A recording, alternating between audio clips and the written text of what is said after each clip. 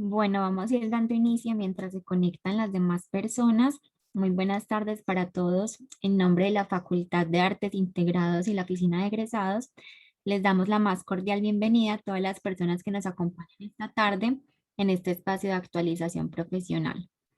Solicito amablemente mantener silenciados sus micrófonos mientras se desarrolla la charla y también les recuerdo a las personas que al final pueden realizar sus preguntas, pueden escribirlas a través del chat o también activar la función de levantar la mano para cederles la palabra.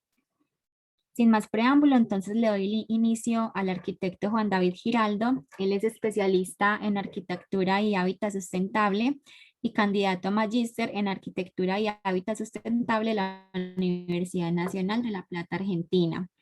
También es consultor bioclimático de diferentes proyectos a nivel nacional e internacional.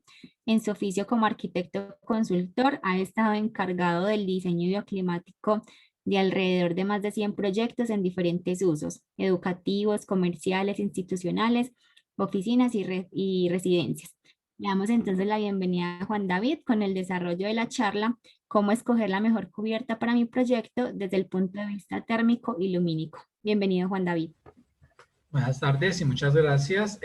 No sé, pues entonces, si iniciamos inmediatamente o a ver si me dan la tema para compartir pantalla. Pero, ¿me confirman por favor cuando estén viendo la pantalla? Ahí la estamos viendo. Sí. Perfecto. Bueno, entonces sin más preámbulo, nuevamente agradezco pues la invitación y vamos a ver si en el día de hoy vamos a conversar un poco sobre este tema de cómo escoger mejor la cubierta desde el punto de vista térmico y lumínico. Pues para poder abordar este tema puntual es importante entender varios temas como fundamentales en consideración a lo que afecta realmente la cubierta. Y si bien me voy a inclinar mucho a la cubierta, no puedo dejar de tocar el resto de la envolvente arquitectónica porque al final siempre se van a de alguna manera integrar estos elementos y la respuesta de confort y habitabilidad al interior de un proyecto va a ser la suma de muchos factores. Entonces no me quedaré únicamente en la cubierta.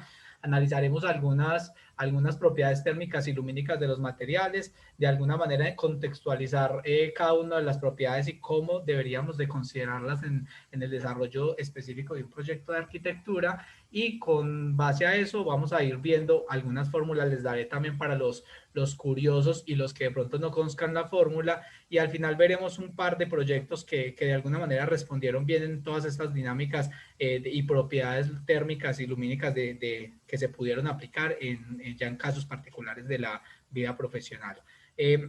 Básicamente haremos como ese barrido y al final pues ya empezaremos a responder las preguntas que se consideren de acuerdo a lo que conversemos. Bueno, es importante conversar que para responder a una buena selección de una cubierta o de un material constructivo, insisto, no me puedo concentrar únicamente en la cubierta, hay una búsqueda constante del confort y de la habitabilidad del espacio interior. No se nos puede olvidar que ese confort integral agrupa cuatro grandes conceptos que son confort lumínico, confort térmico, confort acústico y la calidad de aire interior. Pero al final nosotros terminamos agrupando otro tipo de variables y es importante hablar de espacios saludables que básicamente todos es el resultado de garantizar el confort higrotérmico, bueno, el confort integral realmente, la integración con el medio ambiente, el uso eficiente de los recursos. Y al final yo digo que es la cerecita del pastel. No siempre es como un edificio no es sostenible porque tenga energía solar, energía eólica o sistemas alternativos, pero chévere si después de hacer todas las cosas bien se le puede poner paneles solares o cualquier tipo de energías renovables. Al final terminamos haciendo un proyecto integralmente sostenible si lo vemos desde esta perspectiva. Entrando puntualmente a los dos tipos de confort que podremos hablar, de los cuales podremos hablar hoy en el tema de la cubierta, aquí vamos a hablar qué afecta ese par de ítems de confort, el confort térmico al lado izquierdo y confort lumínico a la derecha. Inicialmente, en el tema del confort térmico, pues se han hecho diferentes investigaciones y análisis a nivel internacional y hay una gran subjetividad en lo que es el confort, pero sí, de alguna manera, científicamente se ha logrado estandarizar y el ARRE 55 del 2017 ya nos da un poco esa estandarización y nos ayuda a través de herramientas informáticas poder cuantificar el confort dentro de unos límites de aceptabilidad. Si vemos aquí a la izquierda, acá se habla de 80 o 90% de aceptabilidad. Realmente está ligado a que todos los estudios han concluido de que no se puede tener un 100% de personas satisfechas en un espacio debido a que hay un carácter subjetivo también en el confort. Entonces, al final siempre habrá un porcentaje de personas insatisfechas que se maneja un 10%.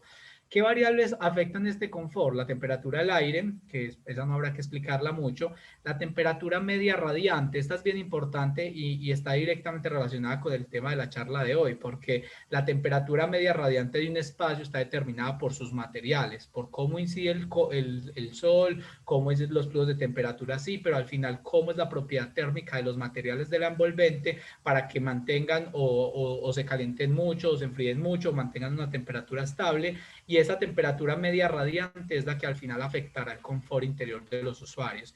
La humedad relativa, cuál es el porcentaje de humedad que hay en el aire respecto al máximo que pudiese tener. La actividad que se está generando al interior del espacio claramente es muy diferente a hacer una habitación, a hacer un gimnasio o a hacer una discoteca. La actividad metabólica de cada uno de las actividades es diferente, por lo tanto las personas pueden aguantar más o menos calor en relación a su actividad metabólica. La velocidad del viento al interior del espacio y el tipo de vestimenta. Realmente donde tenemos mucha influencia desde el material es en la temperatura media radiante. Las otras variables con diseño, orientación, las podemos trabajar como la temperatura del aire y la velocidad del viento al interior. Si hablamos un poco del confort lumínico, como para dar esta introducción en temas de confort, en el confort lumínico también está afectado como por muchas variables, entre esas pues los niveles cuantitativos de iluminación en las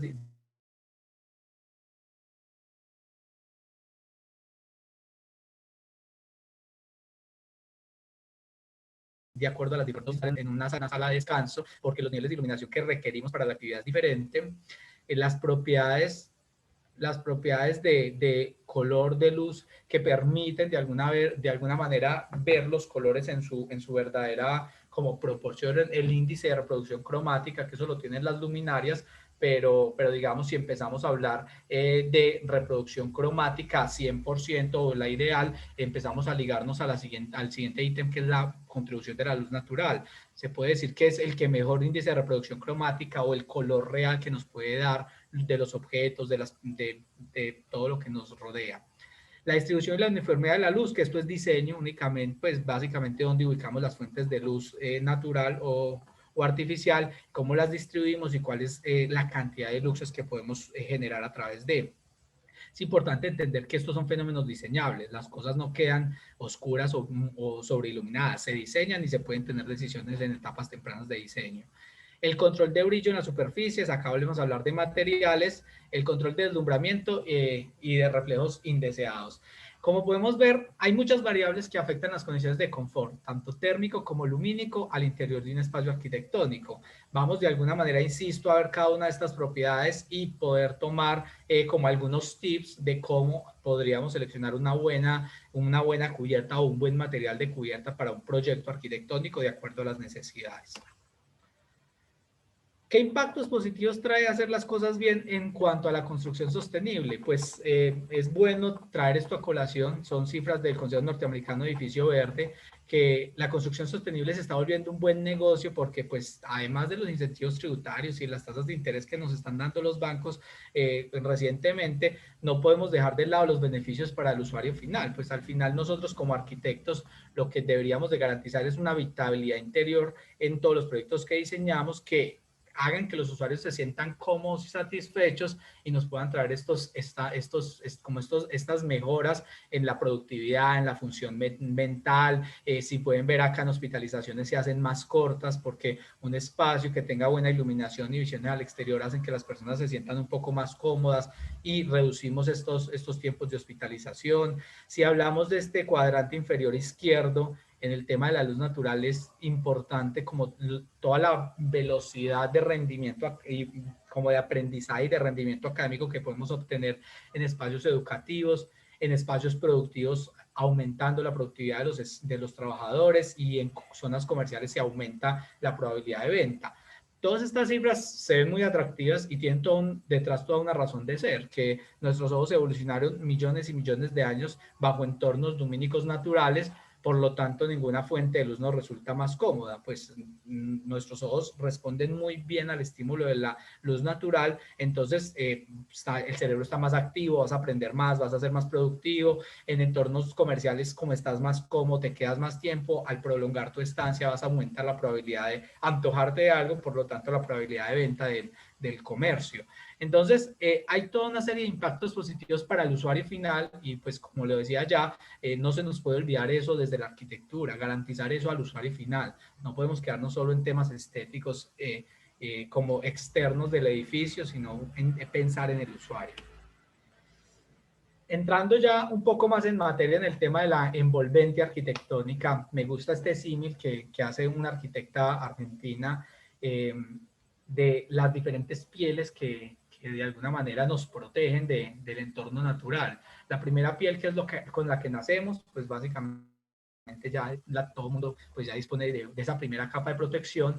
Esa segunda piel que vemos aquí, que es básicamente la vestimenta, y esta piel muta en relación a la condición climatológica. Claramente una persona no se va a vestir como está en esta imagen en un clima como Barranquilla, Cartagena, Cali, ni siquiera en Medellín. Sería normal ver a una persona vestida de esta manera, pero seguramente en Bogotá o en Río Negro puede darse este tipo de vestimenta. Entonces es una piel muy mutable y muta en relación a al clima donde estamos. Entonces, si empezamos a ver esta escalabilidad de las diferentes pieles, llegamos a la tercera piel, y la pregunta que uno tendría que hacerse es por qué esta tercera piel no muta de la misma manera que esa segunda piel. Claramente ya todos los que empezamos a hablar de bioclimática y sostenibilidad lo empezamos a analizar a profundidad, y esa tercera piel va a dar una respuesta diferente en Medellín, en Barranquilla, en Manizales o en Bogotá.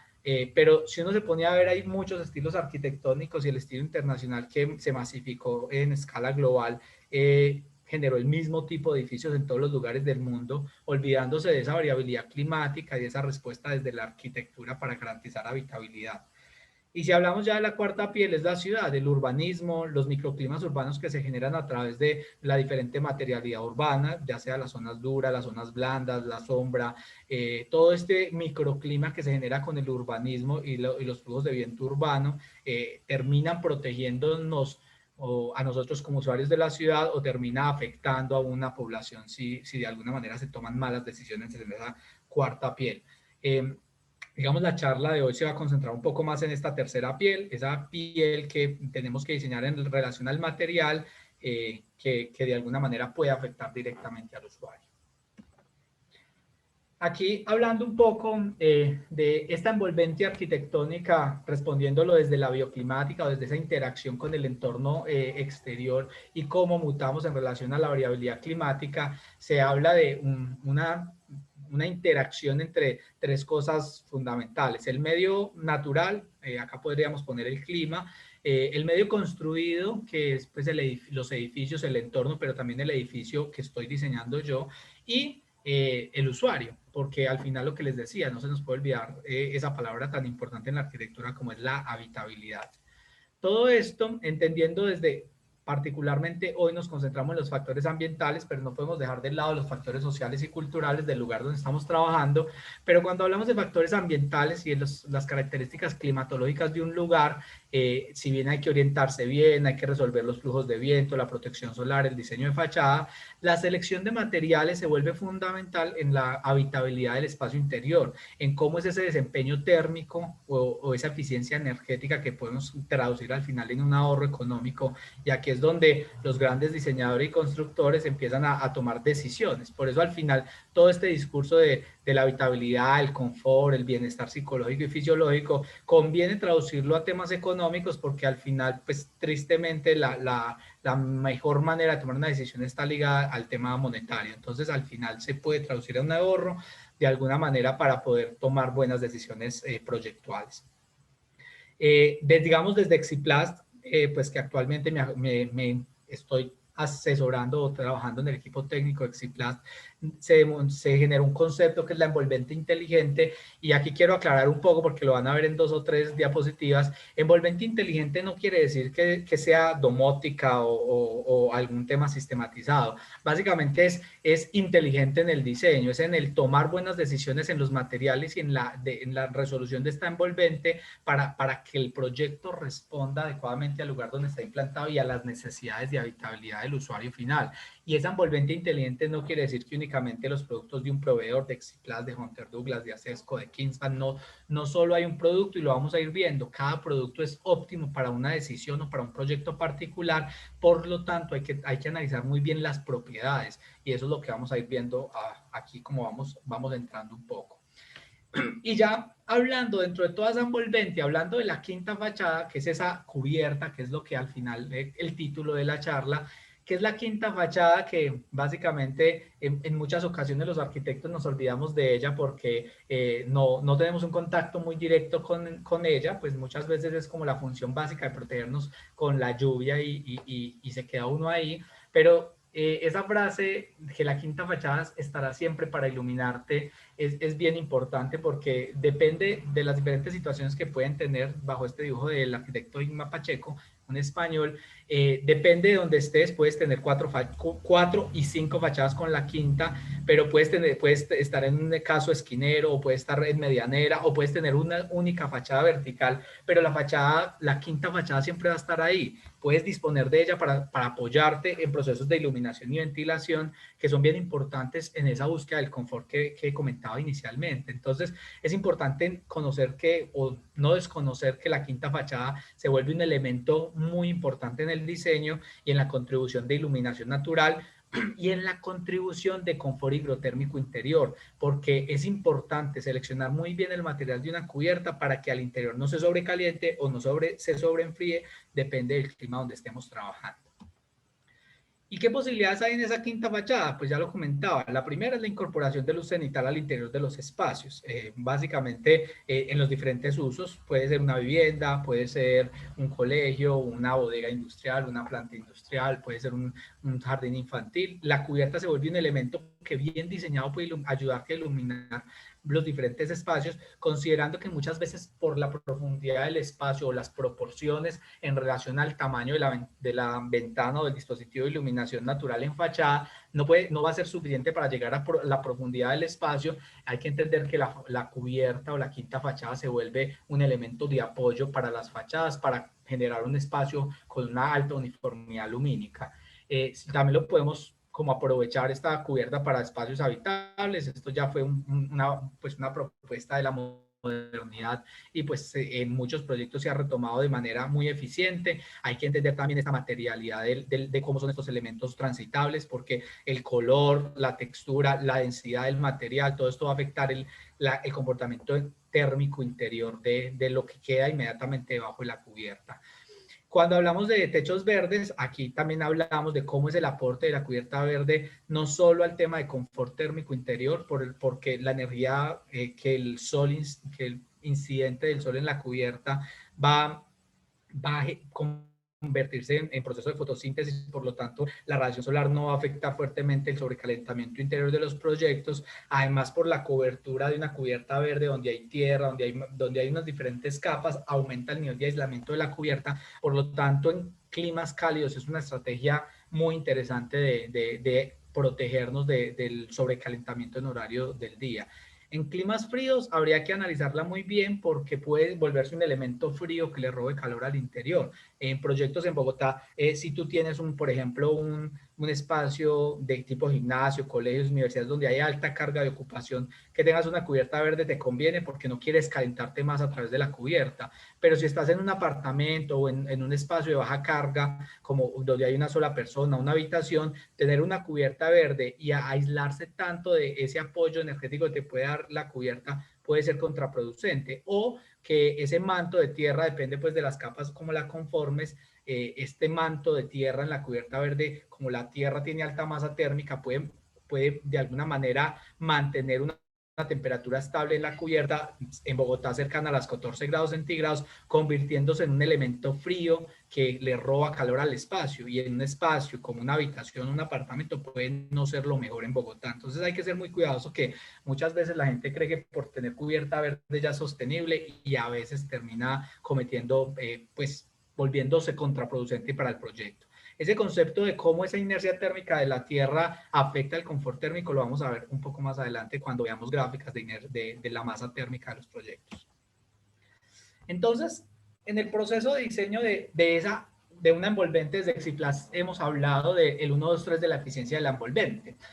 Cuando uno diseña la envolvente arquitectónica, y en este caso la cubierta, hay que hablar de primero la eficiencia funcional. Tú tienes que claramente nunca dejar de pensar en la hermeticidad de lo que tiene que tener la cubierta, la estabilidad estructural y el bienestar. Acá en bienestar nos concentramos un poco más en el tema de la bioclimática y la sostenibilidad, pero digamos es solo un ítem. Claramente no vamos a tomar solo decisiones térmicas y lumínicas, pero que hayan goteras al interior del espacio. No estaríamos resolviendo realmente lo que una cubierta requiere. Ya depende del proyecto, pues puede haber inmunidad química, durabilidad ante la intemperie, porque algunos climas son muy agresivos, como los climas costeros e industriales, donde la velocidad corrosiva por tiempo de humectación puede consumir los materiales como metálicos. Entonces hay que entender cómo proteger esos materiales. No quiere decir que no se utilicen, solo que esos materiales se tienen que proteger o buscar un material que responda mejor. Por eso insisto, no todos los materiales son óptimos para todo tipo de proyectos. Cuando hablamos de la eficiencia constructiva, acá podemos hablar de reciclaje, reutilización de materiales. Si estuvieron en la charla de hace 8 días de la semana pasada de este ciclo de charlas, se profundizó mucho en este tema, entonces hoy no abordo mucho. En el tema de mantenimiento y modulabilidad del producto, digamos cuando se tiene fábrica nacional, en Colombia hay muchas industrias que producen cubiertas, entonces es importante porque puedes modular el proyecto a través de una solución a la medida, porque si importas el material seguramente hay muchos cortes y desperdicios que primero te demoras más en la obra sacando los cortes y los desperdicios, vas a comprar más material del que necesitas, hay un tema de eficiencia económica que no se cumpliría, y un daño ambiental por consumir un material que al final se va a volver es un residuo de demolición y construcción. Entonces es importante también considerar la eficiencia constructiva. ¿Y cómo es el mantenimiento? Porque al final ese mantenimiento, bien o mal hecho, va a garantizar una vida útil del proyecto, que va a traducirse en daño ambiental. Entonces es importante entender ese tema de cómo es el mantenimiento y que sea eficiente, porque también conocemos la cultura colombiana, que muchas veces eficiente y fácil de hacer para evitar que dé pereza hacerlo, por decirlo en palabras sencillas. Y en eficiencia energética, aquí hablamos un poco de lo que es el ahorro energético, por ejemplo, si iluminamos a través de la cubierta, como lo comentaba anteriormente, o cuando tenemos climas muy exigentes con espacios como por ejemplo en Barranquilla, Cartagena, aún en Medellín, ambientes donde hay condiciones climatológicas cálidas y el espacio interior va a tener un sistema de aire acondicionado, el nivel de aislamiento de la envolvente nos va a dar mayor eficiencia en este sistema de aire acondicionado. Entonces es importante entender esa eficiencia que puede tener el sistema de la envolvente arquitectónica para los sistemas de consumo de energía. Y ya empezamos a hablar de otros temas económicos que nos dan los beneficios tributarios, las tasas de interés de los bancos por edificación sostenible y retorno a la inversión por haber hecho más eficiente, ya sea un sistema de iluminación natural o un sistema de aire acondicionado por un buen aislamiento térmico en la envolvente. Ahora ya vamos a un poco al tema de fondo, que es el tema de las propiedades térmicas de los materiales. Entonces es importante entender que cuando yo diseño un proyecto, tenemos que entender que hay sistemas de intercambio térmico de los cuerpos que básicamente ocurren en todas las escalas y a las personas nos ocurren, pero al edificio mismo también le puede ocurrir y hay que entender que la naturaleza siempre busca un equilibrio térmico, entonces siempre hay un intercambio térmico entre el cuerpo caliente y el cuerpo frío. ¿Y por qué es importante esto? Porque en esa búsqueda del equilibrio el cuerpo caliente va a ceder calor para intentar calentar el cuerpo frío mediante 3 métodos de intercambio básicos que son conducción, que es básicamente contacto. Si hablamos de personas, las personas estamos sometidos, pues estamos bajo este intercambio físico de temperatura. Si tú tocas una mesa, una silla, el piso, constantemente tocamos el piso con nuestros pies, o si estás sentado en un espacio, o si estás muy cerca de un muro, entonces el contacto con un elemento constructivo, hablando en este caso de arquitectura, te va a dar un intercambio térmico. Si ese elemento está muy frío y estás en Bogotá, te va a dar frío, te va a dar una sensación de frío porque vas a entregar temperatura. Esa ausencia, esa pérdida de temperatura te va a dar sensación de frío. Ya por convección, antes de seguir, en conducción, ya en el edificio, cambiando de escala, pues los edificios están en constante contacto con la Tierra. La Tierra tiene una temperatura estable, más o menos estable a lo largo del año, que podríamos como promediarla o decir que es equivalente a la temperatura media del sitio donde estás implantado. Entonces, si estás en Bogotá, la temperatura de la Tierra es 14 grados centígrados. Entonces, si estás en Medellín, la temperatura de la Tierra va a estar un poco más en los 24, 22, 20, más o menos rondeando esta temperatura. Ahora, ¿qué ocurre?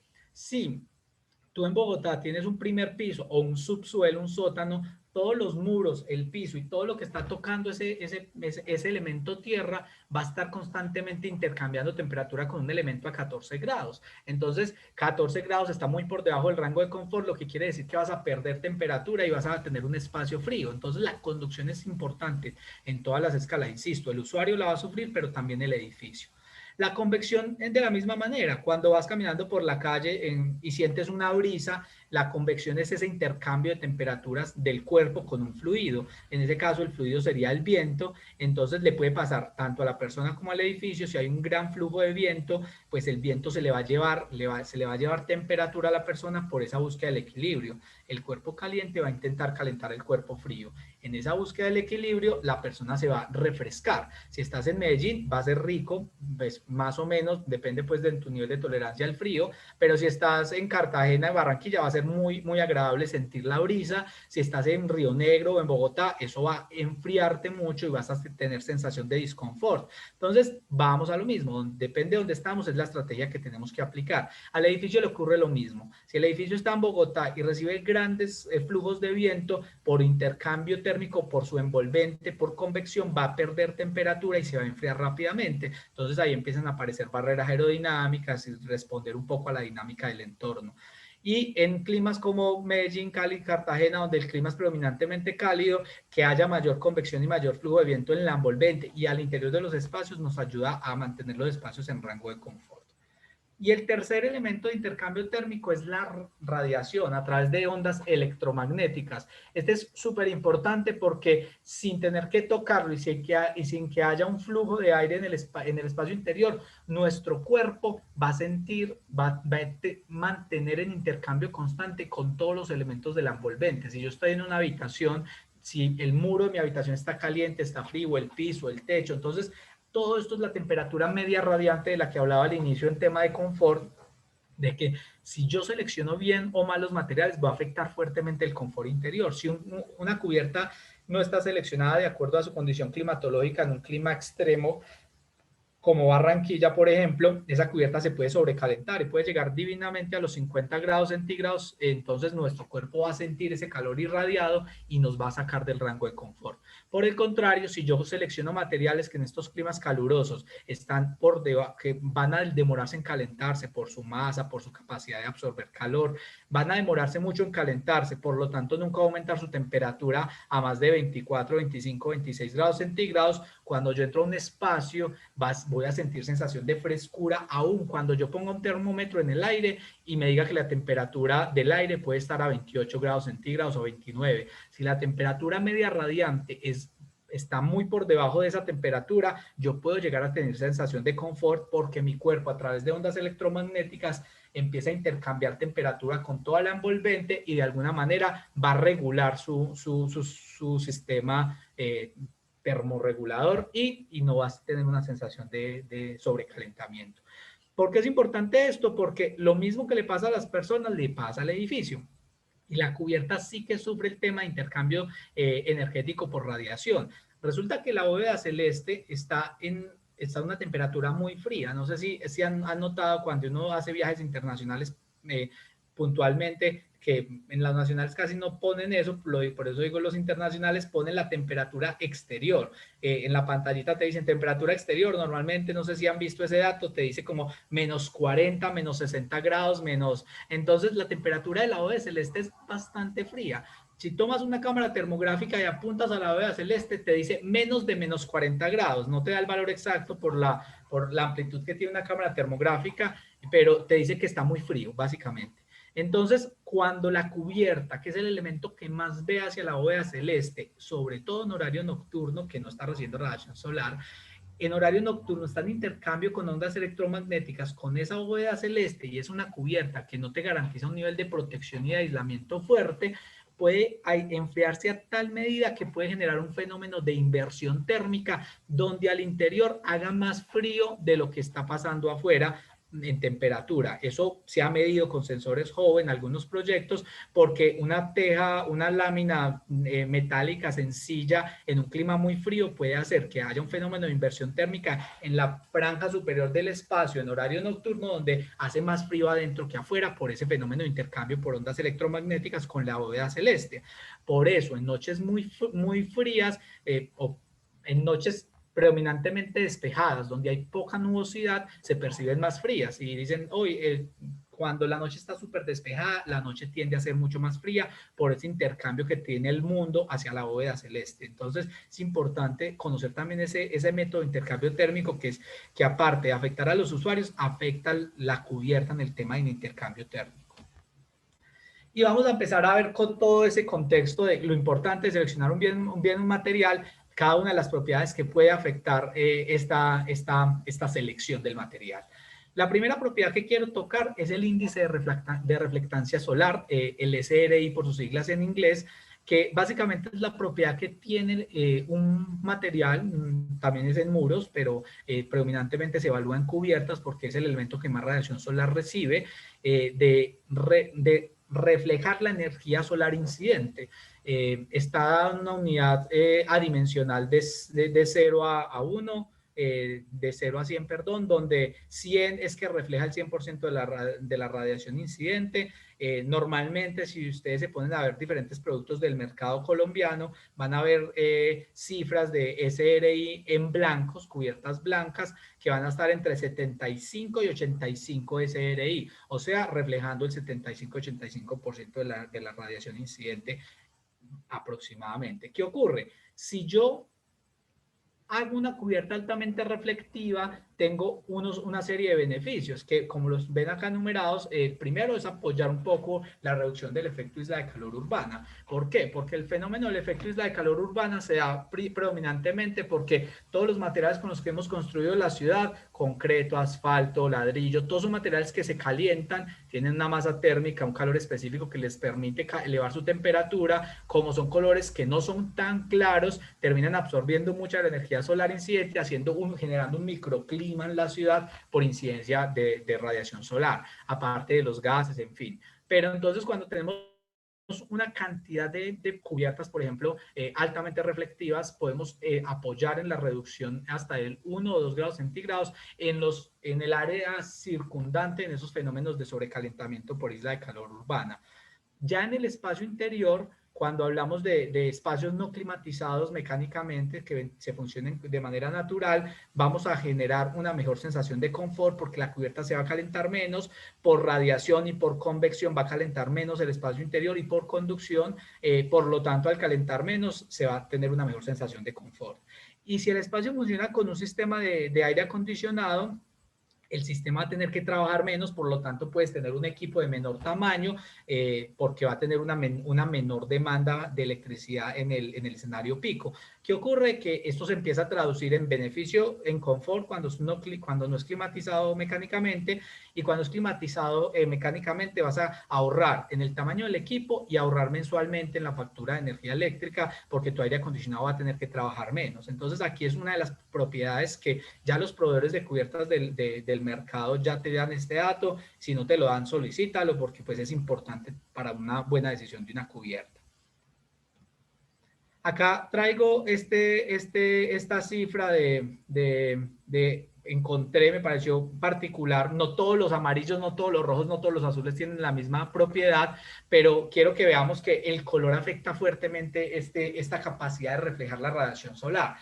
Acá se habla de que el negro absorbe, eso lo hemos escuchado toda la vida, el negro absorbe, el blanco refleja. Efectivamente, el negro es un material que el albedo que tiene es cercano al 95-98%, por lo tanto absorbe la mayoría de la energía solar incidente. Pero si ustedes ven los otros colores, el rojo no es tampoco el material más reflectivo, entonces empieza uno a ver que depende del clima, uno tiene que saber seleccionar el color. No quiere decir que pintar de negro es malo siempre. Si tú quieres absorber esa energía, almacenarla para las noches frías en un clima donde es predominantemente frío, una vivienda, que quieras hacer un sistema de calefacción solar pasiva, pues el negro es tu mejor amigo. Pero si estás en Barranquilla y quieres alejarte del calor que genera la radiación solar, el blanco debería ser una decisión un poco más acertada. Entonces empiezan a verse como estas decisiones en el color del envolvente y de la cubierta.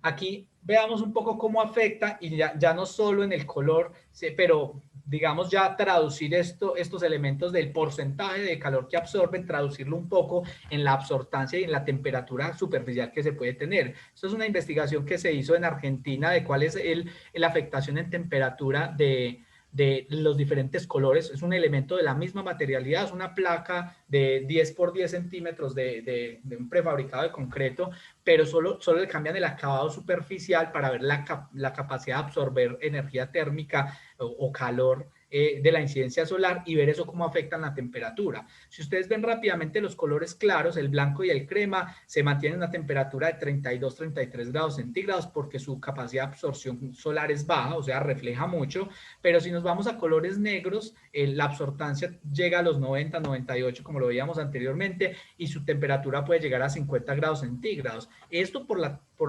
otras propiedades térmicas del concreto, pero si esto hubiera sido otro material que tenga un calor específico más bajo, podría llegar a 68-70 grados centígrados. Entonces es importante entender el color es fundamental, pero no solo el color, sino el material en sí mismo. Si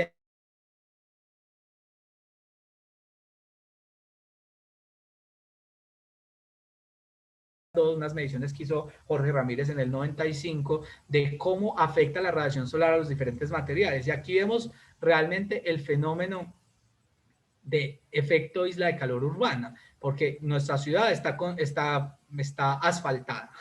Y miren el asfalto en Girardot, el asfalto que no tiene sombra, que el sol le da directo, puede llegar a 60-62 grados centígrados en el momento de mayor radiación solar. Entonces, claro, cuando tienes el concreto, pues el asfalto a 60 grados centígrados, él va a irradiar calor a todos los habitantes, a todos los usuarios de la ciudad, y aparte va a calentar el aire circundante, porque como hay una búsqueda continua del equilibrio, el cuerpo caliente va a intentar calentar el cuerpo frío. En Girardot, a pesar de que el aire ya está a 30, 32, 33 grados centígrados, si el asfalto está a 60, el cuerpo frío es el aire. Entonces el asfalto le va a ceder calor al aire, haciendo que se sobrecaliente, generando efecto de isla de calor urbana. Entonces, si pueden ver la selección del material urbanamente y en el edificio mismo, ocurre esto. Hay materiales que se pueden calentar mucho y hay otros que más o menos se terminan pareciendo mucho a la oscilación térmica de exterior.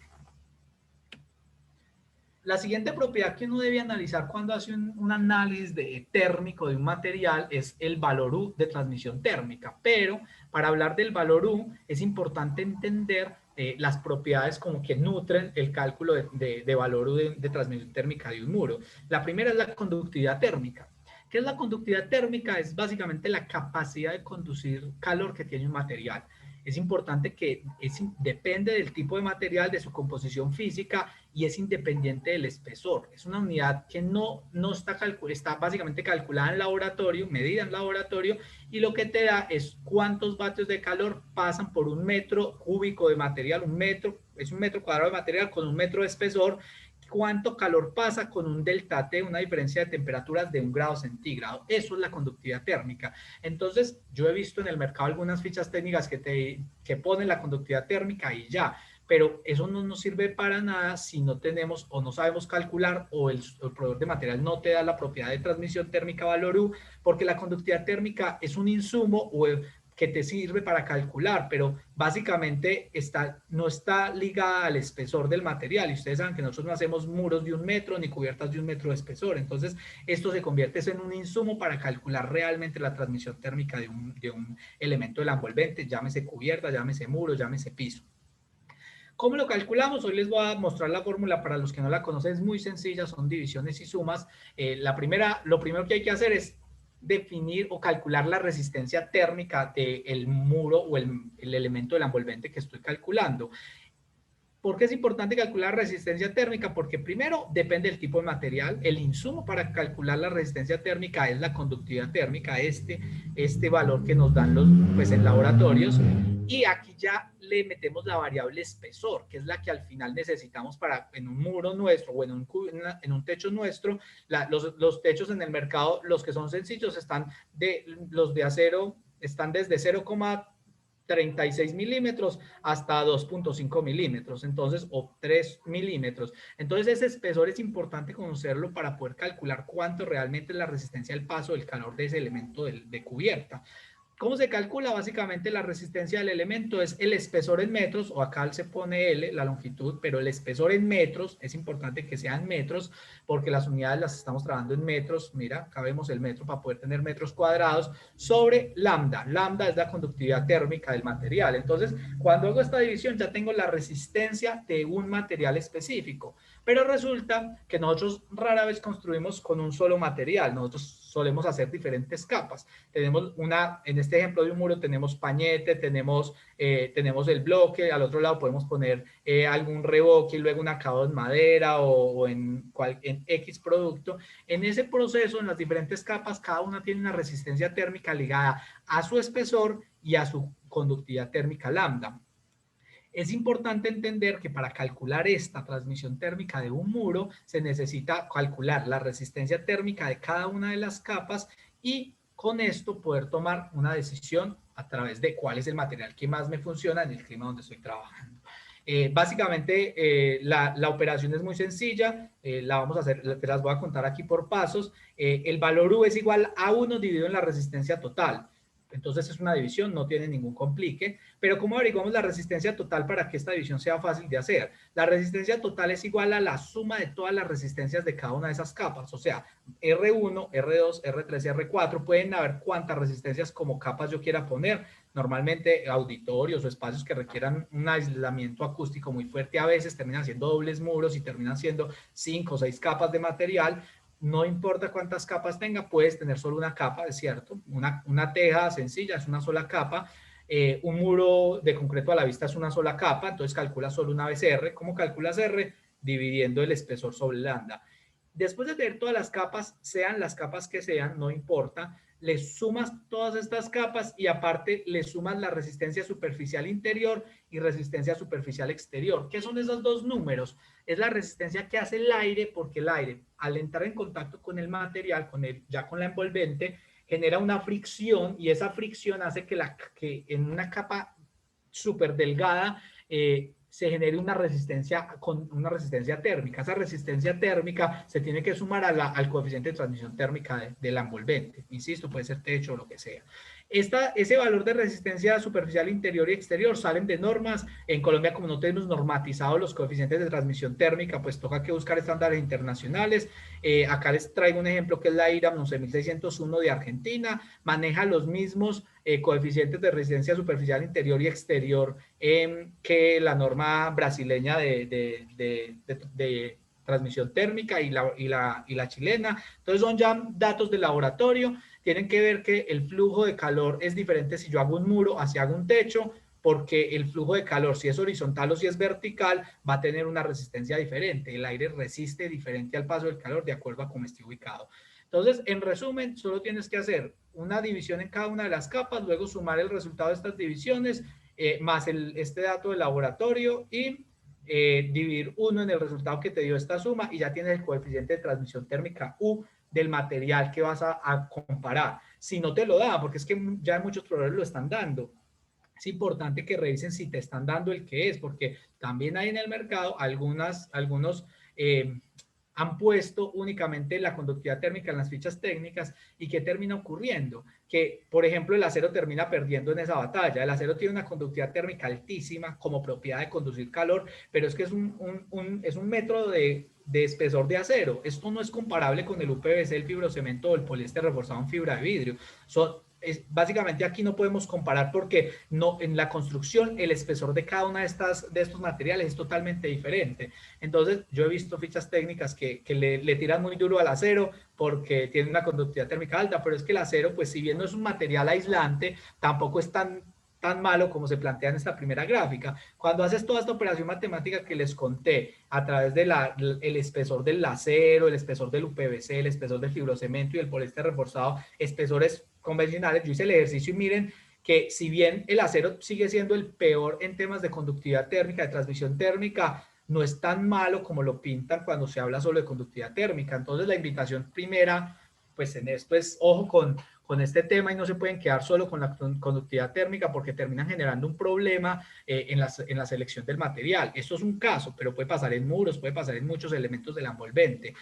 Si bien el material no es un material aislante, tampoco podemos creer que el UPVC, que tiene el apellido en el mercado termoacústico, es térmico, no es ni térmico ni acústico. Miren que si hacen el cálculo de transmisión térmica de una teja UPVC, el valor de transmisión térmica real es muy similar a las otras cubiertas del mercado. Entonces, no es una cubierta que te garantice aislamiento térmico y eso es importante empezar a analizar a través de propiedades, no de apellidos, no cuando uno ve una especificación de un proyecto que dice cubierta termoacústica, y uno dice, ¿qué necesita? ¿Cuánto valor uno necesita? Necesitamos especificar propiedades. Entonces, esa es una de las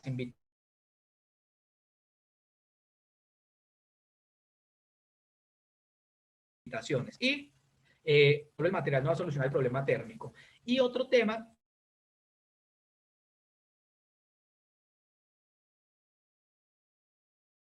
si uno se quedara solo con esta propiedad térmica, va a decir que el fibrocemento es el mejor material aislante, pero ustedes saben que una teja de fibrocemento tiene una capacidad de absorber calor y de almacenarlo un poco más que las otras, por lo tanto, cuando se va el sol a las 6, a las 7 y 8 de la noche, uno todavía siente ese calor irradiando desde la cubierta. Entonces, hay otras propiedades que son las que vamos a ver a continuación para que uno no se quede solo con la transmisión térmica de una cubierta, por ejemplo.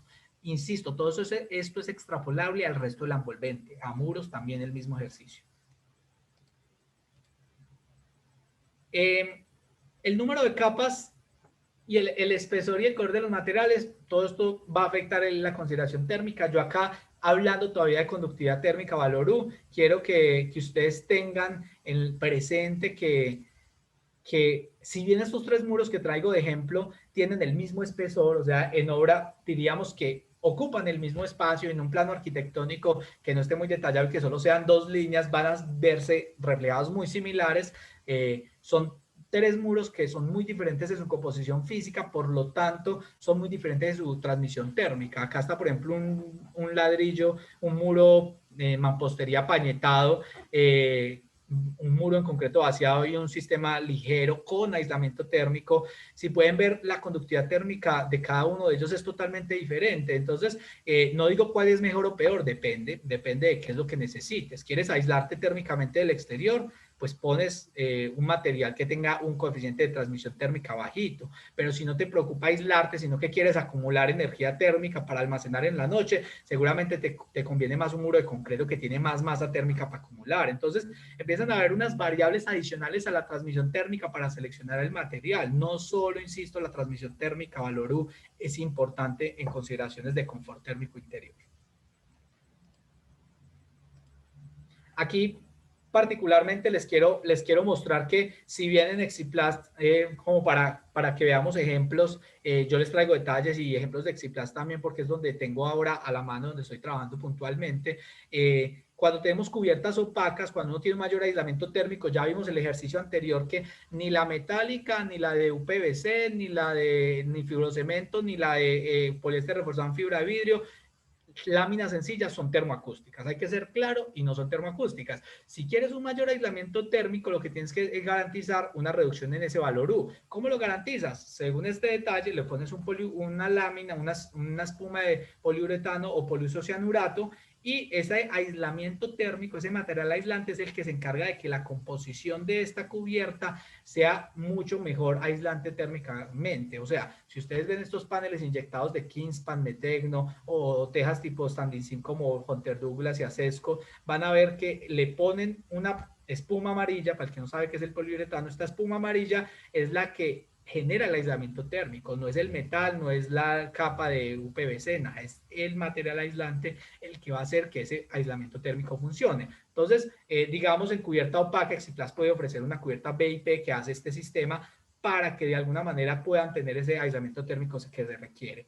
Cuando hablamos de cubiertas translúcidas, por ejemplo, una cubierta translúcida, claramente no le podemos poner esa espuma de poliuretano porque si le ponemos espuma de poliuretano perdemos la capacidad de translucidez. Entonces acá empezamos a entender el otro fenómeno de que el aire se convierte en un buen aislamiento térmico y acá se plantea una teja doble muy similar al esquema conceptual, pero no se va a rellenar con espuma de poliuretano o poliisocianurato, sino que se deja la cámara de aire. Este mismo principio se aplica en los vidrios. No sé si conocen los vidrios dobles con cámara de aire, los DVH, doble vidriado hermético. Es el principio de que tienes una cámara de aire entre dos elementos que la encierran. Acá en este caso vemos tejas, pero pueden ser, insisto, dos vidrios. Y esa cámara de aire lo que hace es reducir el coeficiente de transmisión térmica valor U normalmente a la mitad. En vidrios, un vidrio pasa de estar en 5.8 en valor U a bajar a un 2.8, un 3.1. Entonces, en la cámara de aire les ayuda a mejorar la transmisión térmica, o sea, a aislarse más. En cubierta ocurre lo mismo. Entonces es importante entender cómo está esta propiedad que podemos tener en cubiertas translúcidas porque también buscamos iluminar. Insisto que hay que verlo un poco integral. Si bien me estoy concentrando en temas térmicos, no se nos puede olvidar las otras cosas para tomar buenas decisiones. Cuando hablamos de valor U, todavía no me he saltado esta propiedad, ahora vamos a ver las otras. Aquí me parece muy interesante ver este ejemplo de esta termografía de la esquina superior izquierda. Si ven acá con una termografía se tomó foto, se capturan dos edificios. Un edificio que se ve muy azul y un edificio que se ve verde, amarillo, rojo.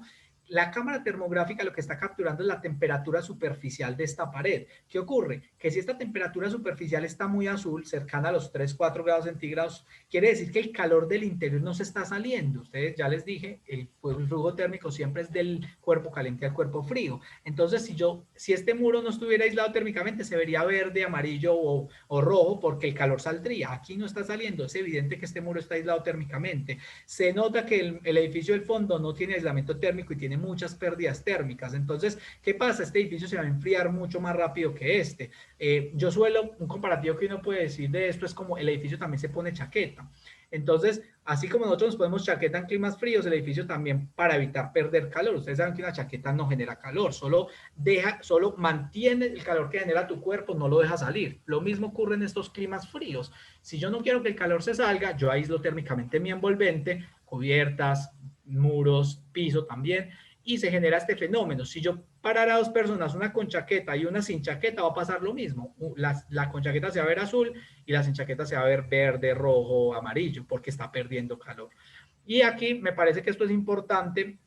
Hay ya varios países europeos y en Chile particularmente, Argentina ya está teniendo iniciativas de este tema, que es la eficiencia energética, así como nosotros en neveras y lavadoras tenemos este etiquetado energético, donde sabemos que A consume menos energía, B un poquito más, pero sigue siendo eficiente, y empiezan a llegar hasta G, que G es lo que más consume energía. Ya se están etiquetando los apartamentos. Ya me parece que esto es un paso bien interesante porque si etiquetamos los apartamentos nos vamos a obligar a diseñar bien, y diseñar bien va a hacer que un edificio consuma más o menos energía, tiene que prender o no prender bombillos, tiene que poner o no poner aire acondicionado en relación a un buen diseño.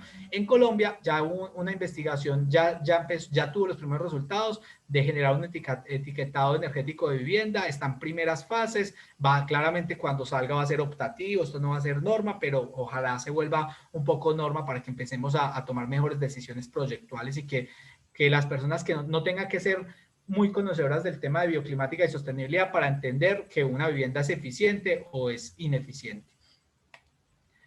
Aquí vemos otras termografías y es importante entender que este valor de transmisión térmica, valor U, también está ligado al riesgo de condensación superficial. Aquí pongo la foto del vidrio porque el vidrio es el que más fácil condensa, pero no quiere decir que sea el único elemento que condensa. Un muro puede condensar, una teja metálica puede condensar, una teja en un PVC podría condensar, una teja en poliéster reforzado podría condensar. Todos los elementos de cualquier material podría condensar. ¿En qué escenario condensan? Cuando hay un choque térmico fuerte. Si tú tienes una temperatura ambiental interior, no sé, 24 grados centígrados con 60% de humedad relativa y afuera hace 0 grados o menos 5 o un choque térmico muy fuerte, ese diferencial térmico con un material que no esté aislado térmicamente va a generar que el material se va a enfriar rápidamente, la temperatura superficial al interior va a llegar a una temperatura inferior a la temperatura de rocío, entonces el aire que ya tiene una cierta humedad va a llegar a su punto de saturación, al llegar a su punto de saturación va a condensar. Entonces, ojo que si bien el vidrio es el que más fácil llega a condensar, no es el único. Muchas veces se han visto en Bogotá en las afueras tejas metálicas condensando, porque no se les pone aislamiento térmico. En una noche fría donde afuera la bóveda celeste está muy despejada, no hay nubosidad, está muy fría, la teja empieza a tener intercambio por ondas electromagnéticas, se enfría mucho, afuera hay calorcito y humedad relativa, toca la teja que está muy fría, condensa y gotea al interior. Entonces, muchas veces esas goteras, y se ponen a mirar dónde es la filtración, y muchas veces no es una filtración, puede ser condensación superficial, ligado al valor de transmisión térmica U. La siguiente propiedad está ligada al tema de cuál es la necesidad de acumular energía térmica. ¿Por qué? Porque es que cuando estoy en un clima frío, yo necesito acumular energía porque la energía disponible, que es la energía solar, es una energía que nos llega en el momento de pronto menos frío del día, porque cuando hay sol, afuera no hace tanto frío. A la 1 de la tarde, 2 de la tarde, aún en Bogotá no es tan frío, pero las noches de Bogotá son bastante frías. Entonces, el desacoplamiento entre la demanda de energía térmica del sistema y la energía disponible para acumular hace necesario que nosotros como diseñadores tengamos una buena selección de materiales para que esa energía térmica se pueda guardar, todo este energía disponible se pueda guardar para estas noches frías, en esas noches donde hace mucho frío y yo no quiero poner calefacción, sino resolverlo a través de materialidad y buen diseño. Entonces, con esta necesidad tengo que empezar a conocer unas propiedades de los materiales. Primera, el calor específico. Básicamente, el calor específico de un material es la cantidad de calor que hay que suministrarle a un material para elevar su temperatura en un grado centígrado. Entonces, esto está dado, depende de la bibliografía, pero está dado en megajoules, puede ser por kilogramo por grado centígrado, o puede ser megajoules por gramo, o puede ser vatio por gramo, pero es una unidad de energía, unidad de masa y un diferencial térmico. ¿Qué quiere decir? Que si un calor específico es de, por ejemplo, para hacer un comparativo, si el calor específico es de 100, quiere decir que requiere 100 megajoules o 100 vatios para elevar su temperatura 1 grado centígrado. Pero si el calor específico fuera 500, va a requerir 5 veces la energía para elevar solo 1 grado centígrado. Entonces, el mejor ejemplo está ahí gráfico con una sopa caliente. La sopa emite la misma cantidad de energía, pero resulta que el acero, el metal, tiene un calor específico mucho más bajo. ¿Qué quiere decir? Se calienta más rápido. Como requiere menos energía, si el calor específico es más bajo, es porque requiere menos energía para calentarse. Entonces, el calor específico del acero y del metal es muy bajo. ¿Qué ocurre? Que se calienta rápidamente. El calor específico de la madera es más alto, por lo tanto se demora más en calentarse. Las dos están sometidas a la misma energía. Podríamos hacer el símil que es una teja de metálica versus una teja no sé, de fibrocemento. ¿Qué ocurre? La energía en vez de una sopa va a ser la radiación solar. Es la misma radiación solar para ambas, pero una se va a calentar más rápido que la otra. ¿Por qué? Porque su calor específico es diferente. Entonces es importante conocer el calor específico de los materiales de cubierta y de muros, pero de cubierta porque le da la misma radiación solar. Si el calor específico es muy bajo, se calienta a toda. Pero si el calor específico es alto, se va a demorar mucho más en calentarse. Pero ojo, que eso no quiere decir que sea bueno, porque en la misma proporción que se demora calentándose, se demora enfriándose. Y ahí es donde el fibrocemento se puede volver un enemigo de un clima caliente. ¿Por qué? Porque él se calienta, se demora un poco más, pero a las 8 y 9 de la noche todavía está caliente, porque así como se demoró calentándose, se va a demorar enfriándose. Entonces vas a tener espacios que aun cuando no hay sol, vas a sentir ese techo irradiando. Se puede calcular hasta qué horas va a irradiar, hay fórmulas, pero quiero que entiendan que ese calor específico es una propiedad bien importante en el momento de seleccionar un material. Y yo lo que me he encontrado es que en el mercado, uno le pregunta el calor específico, yo le he preguntado a 2 o 3 proveedores y me dicen, no sé, tengo que preguntar porque no han entendido la importancia que puede llegar a tener esta propiedad en la selección de un producto para tomar decisiones arquitectónicas desde la bioclimática, insisto. La siguiente propiedad es la capacidad térmica volumétrica del material. Está ligada al calor específico y a esta necesidad de acumular energía térmica, por eso la junto, porque al final el calor específico se vuelve un insumo para calcular la capacidad térmica volumétrica de un material específico. Básicamente es cuánto calor puede almacenar un material por unidad másica, o sea, por cada metro cúbico de material, si lo estamos analizando por metros cúbicos. Entonces, ¿cuánto calor almacena un metro cúbico de un material? Para calcularlo, básicamente hay que multiplicar la densidad, que esa sí la conocemos, esta sí normalmente nos la dan los diferentes proveedores, kilogramos metro cúbico, por el calor específico del producto, y con esta multiplicación ya tienes la masa térmica volumétrica o la capacidad térmica volumétrica o simplemente masa térmica. ¿Qué es? ¿Cuántos kilojoules o vatios o kilovatios? Insisto, depende de la bibliografía donde busques. Por cada metro cúbico de material vas a almacenar por cada grado de temperatura que se caliente. Entonces, si vemos esta tabla rápidamente, podemos ver que el agua es un excelente acumulador. El agua con la misma masa va a almacenar el doble de energía. Por lo tanto, vas a necesitar la mitad de volumen para acumular una cantidad específica de energía. Entonces, es importante entender que si uno estuviera en un clima muy extremo, por eso en Alemania, en Estados Unidos, al norte, en climas donde hay inviernos fuertes, se han hecho muros y techos de agua. ¿Qué es un muro de agua? Pues se meten en bidones, se hace un selle bien hermético y se hace como un pequeño estanque donde vas a almacenar calor a través del agua, porque el agua con su densidad de calor específico almacena muy buena energía térmica.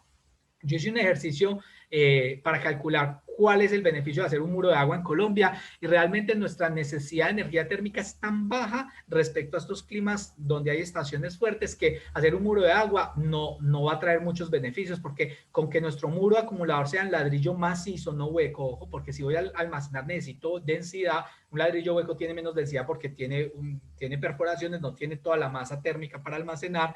El hormigón, el concreto vaciado también me sirve. Con que tengamos un ladrillo macizo o un concreto vaciado en climas fríos en Colombia es suficiente. No necesitamos almacenar tanta energía como para tener que recurrir al tema de un muro de agua que nos trae problemas de infiltraciones, de humedades. Entonces hay que entender cuándo puede ser una buena solución. Pero si ustedes hacen una revisión bibliográfica, van a encontrar proyectos en estos climas alemanes y norteamericanos donde han experimentado y han hecho proyectos muy buenos eficientemente en temas de confort térmico por tener muros y cubiertas de agua. Pero entendiendo un poco para que veamos cuál es el peso de tener un muro másico, un muro con alta masa térmica en un proyecto, yo les quiero mostrar esta gráfica donde en la vertical vemos temperatura y en la horizontal vemos horas del día. Aquí no ponemos valores exactos. Esto puede ser que acá sea 10 grados y acá 30, como puede ser que acá sea 0 y acá 20. Yo quiero es que entiendan el fenómeno conceptualmente. ¿Qué ocurre? Que un proyecto con alta masa térmica lo que hace es reducir o mitigar la oscilación térmica exterior. Ustedes saben que en los climas normalmente las noches tienden a ser frescas porque toda la noche por diferentes intercambios térmicos se va enfriando hasta que sale el sol y vuelve y empieza a calentar el mundo. Entonces en el día hay un proceso de calentamiento, llega acá el momento más caliente del día, que es aproximadamente 1 de la tarde, depende del lugar, a veces 2 de la tarde, empieza uno a bajar progresivamente en el proceso de enfriamiento del mundo. Cuando se va enfriando, llega el momento más frío del día, que es justo antes de que salga el sol, porque acá el sol vuelve, empieza a calentar. Entonces, esa onda térmica es como la oscilación térmica de un clima X en el mundo. ¿Qué ocurre? Si tú tienes un proyecto con baja masa térmica, lo que va a generar es que va a tener un desfase, claramente, porque la masa ya ayuda, pero va a tener un desfase y va a igual oscilar mucho, va a calentarse en el día, enfriarse en la noche, calentarse en el día, enfriarse en la noche. Eso puede ser bueno o malo, habría que evaluar, depende de cuál es el clima. Si estás en un clima que no se calienta tanto y no se enfría tanto, de pronto no te molesta este fenómeno. Si estás en un clima como, por ejemplo, no sé, Cartagena, no quisieras tener esta oscilación térmica tan alta, quisieras aplanar la onda térmica, entonces aumentas la masa térmica, lo que hace es que en el fenómeno de enfriamiento no alcance a enfriarse mucho, porque el material, con su densidad y su calor específico, su capacidad térmica volumétrica, alcanzó a almacenar energía térmica, entonces no se enfría en horario nocturno, y cuando el sol sale empieza a calentarse, se va calentando progresivamente, pero como tiene tanta masa térmica, tanta masa que calentar, se demora mucho calentándose, entonces no llega a calentarse tanto como el exterior. Entonces, esto se puede decir que es como el efecto catedral. Ustedes entran a una catedral en Barranquilla, Cartagena, Santa Fe, Antioquia, en un clima cálido, verdaderamente cálido, y la siente fresquita. Eso se da por, primero, la altura, el aire caliente tiende a subir, pero también por la gran masa que tienen estos muros. El muro de una catedral normalmente es de 80 centímetros, 1 metro de ancho, tiene gran masa térmica que calentar, entonces el muro se va a demorar mucho en calentarse. Si tomas una termografía, una temperatura superficial del muro, va a estar fresco. Lo que va a hacer es que te aplana la onda térmica, debido a que no se alcanza a calentar en el día, no se alcanza a enfriar en la noche. Entonces, esto es bueno en estos climas, pero hay que tener mucho cuidado, porque muchas veces en clima frío, si tú sobreexageras esta onda, aplanar la onda térmica, por ejemplo en Bogotá, podrías aplanar la onda térmica en la temperatura media del lugar, y la temperatura media en Bogotá es 14 grados centígrados, entonces tendrías un espacio casi siempre a 14 grados centígrados, te morís de frío. Entonces hay que tener mucho cuidado con esto, no siempre hay que, tienes que saber cuándo almacenar mucho, cuándo tener un muro muy grueso y cuándo no, de acuerdo a la consideración climática del lugar donde estés trabajando.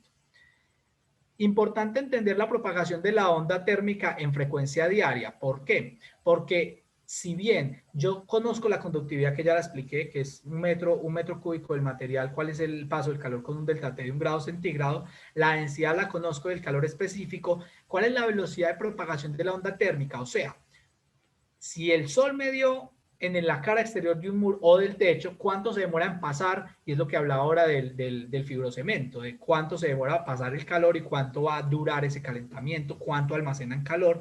La velocidad de propagación se calcula fácilmente, es básicamente raíz de el pi por la conductividad térmica sobre una constante que es 8640 por la densidad por el calor específico, y esto te va a dar en metros por segundo. Tú lo puedes pasar, básicamente una conversión a centímetros hora, y con esto puedes saber cuántos centímetros viaja la onda térmica en 1 hora. ¿Qué ocurre? Si tú quieres en un clima frío almacenar ese calor que le pegó a las 6 de la tarde, y quieres que a medianoche sienta el calorcito en la habitación, por poner un ejemplo, necesitas 6 horas de onda térmica. Entonces es tan fácil como multiplicar esta velocidad de propagación, que son centímetros hora, por las horas que quieres de propagación de calor. Entonces, para determinar el espesor, por ejemplo, de 6 horas, se multiplica la velocidad por la velocidad de propagación. Acá, de acuerdo a los resultados de la hoja anterior, lo multiplicamos por 6 horas. Para ese mismo retardo térmico de 6 horas, miren que el espesor de los diferentes materiales es diferente. Entonces, es importante entender que ese retardo térmico yo también lo puedo hacer en cubierta. Yo puedo tener una cubierta en concreto y quiero que el calor que le da al concreto se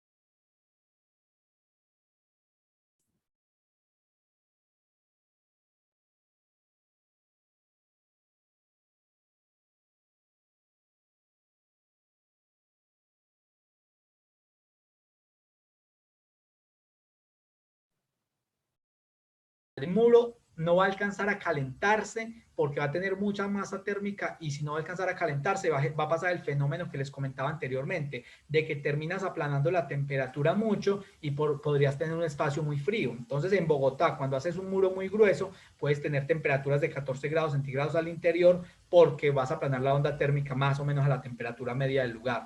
En Cartagena podría ser muy bueno tener alta masa térmica porque la planas más o menos a la temperatura media del lugar, y en Cartagena está a 26 grados centígrados. Que tú logres aplanar la temperatura a 26 grados centígrados, donde afuera hacen 35, maravilloso, sería una muy buena estrategia. Lo que pasa es que creo que necesitas un muro efecto catedral, un muro de 80 centímetros, 1 metro de ancho. Igual hay que evaluarlo de acuerdo a la densidad de calor específico de cada material. Cuando uno quiere hablar de que un muro va a ser de 80 centímetros, 1 metro de ancho, uno puede irse un poco a la tecnología. Esto en Colombia muy poco se ha explorado. Yo sé que una tesis ahora en la Universidad Nacional está evaluando estos materiales de cambio de fase, pero no conozco ningún proveedor que haya hablado de materiales de cambio de fase en Colombia hasta el momento. Si alguien lo conoce, chévere que nos lo comparta ahora, pero hasta el momento no conozco ninguno. ¿Qué es un material de cambio de fase? Básicamente es un material que, aprovechando la masa térmica para almacenar mucho calor, no lo hace a través de su masa. No vas a tener que poner un muro de 30 centímetros, 40 centímetros para almacenar calor, sino que con pequeños espesores de 1 centímetro, 2 centímetros, una construcción liviana tipo drywall, superboard, puedes almacenar mucha energía térmica. Esto se debe a un fenómeno físico que es el cambio de fase. Si ustedes ven esta gráfica, básicamente el diagrama de cambio de fase del hielo o del agua en sus diferentes estados, el hielo cuando llega a 0 grados centígrados hace un proceso de cambio de fase, y en ese proceso de cambio de fase consume muchísimo calor. Entonces, para que me entiendan, si tú tienes un hielo a, por decir algo, menos 5 grados centígrados, le empiezas a suministrar calor, lo llevas a 0 grados, cuando llega a 0 grados, él va a empezar a absorber calor porque le está suministrando calor, él absorbe calor, y todo ese proceso de absorción de calor no aumenta la temperatura. Él se aplana hasta que se termina de derretir todo y llega a estado líquido. Cuando ya está otra vez en estado líquido, ahí empieza otra vez con la misma fuente de calor, sigue calentándose. Cuando llega a 100 grados centígrados, vuelve todo el proceso de cambio de fase a absorber mucho calor, entonces mucha energía térmica, mucho calor. Aquí calor latente de fusión y aquí calor latente de vaporización, pero esto es mucho calor, pero aplanando la temperatura del material. Claramente, nosotros no nos importa aplanar la temperatura a 0 grados ni a 100 grados centígrados, que es la del ciclo del agua-hielo.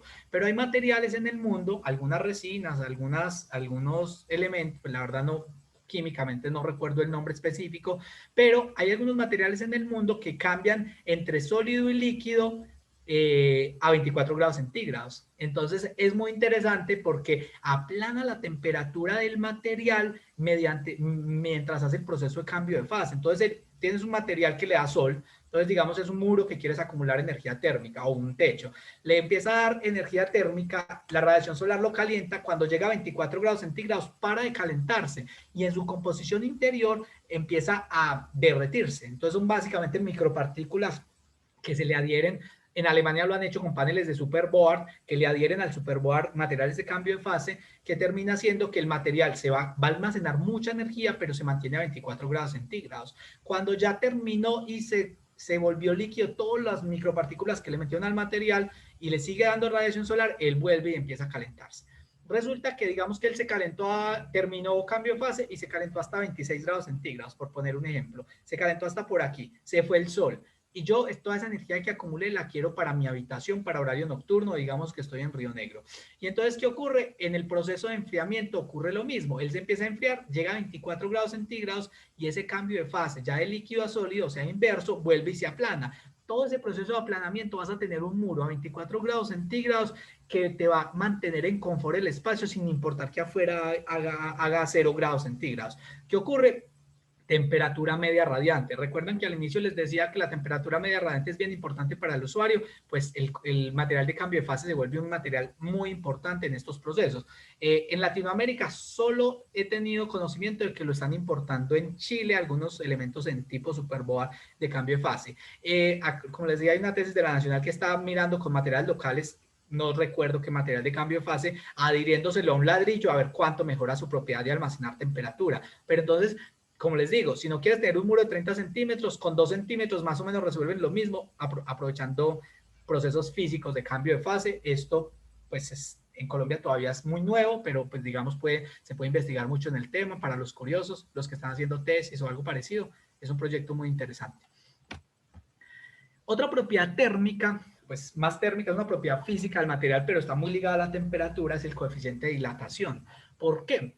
Porque hay materiales que tienen coeficiente de dilatación muy fuerte, entonces, muy alto, perdón, muy alto. Entonces, al tener un coeficiente de dilatación muy alto, termina siendo que cuando hay un clima con una gran amplitud térmica, que ya sea por mucho calor en el día o mucho frío en la noche, ejemplo, Cartagena, Barranquilla en un día muy soleado puede tener una amplitud térmica muy fuerte porque el sol incide con tanta fuerza que calienta todo.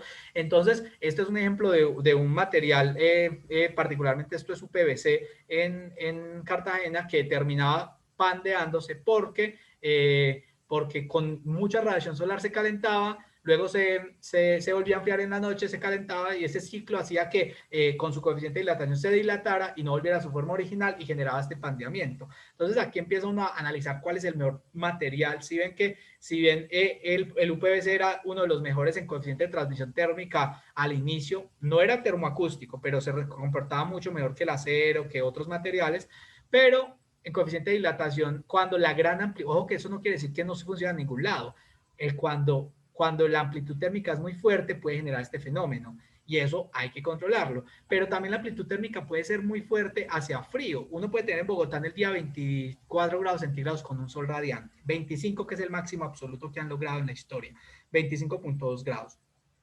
Pero en la noche, la sabana de Bogotá puede tener heladas, las famosas heladas de enero. En enero puede llegar a menos 5 grados centígrados. Entonces ya tienes 30 grados de amplitud térmica. Un material que pueda tener este fenómeno puede generar problemas de pandeo futuro. Entonces miren que el tema térmico afecta también el tema estructural con el tiempo, afecta temas estéticos y afecta también temas acústicos. También conocí algún caso que puede generar ruidos cuando el coeficiente de dilatación, por ejemplo, del metal en un clima de alta amplitud térmica genera que el metal se mueva mucho, puede generar también, depende de las fijaciones que se pongan, que cruja el metal en horario nocturno, sobre todo en climas fríos, cuando el metal empieza a contraerse por una noche muy fría. Eso pasa en climas muy fríos, no quiere decir que el metal no funcione en climas fríos, solo que en climas muy fríos hay que tener cuidado con las fijaciones para que no crujan la noche, porque entonces si es una habitación, pues la gente no va a dormir cómoda. Entonces, miren que el tema térmico termina afectando muchísimo, muchísimo a los usuarios desde muchas perspectivas. Otro ejemplo de este tema de cuando el coeficiente de dilatación en climas de gran amplitud térmica nos puede traicionar. Digamos que ahí hicimos un barrido rápido de lo que son las propiedades térmicas de los materiales.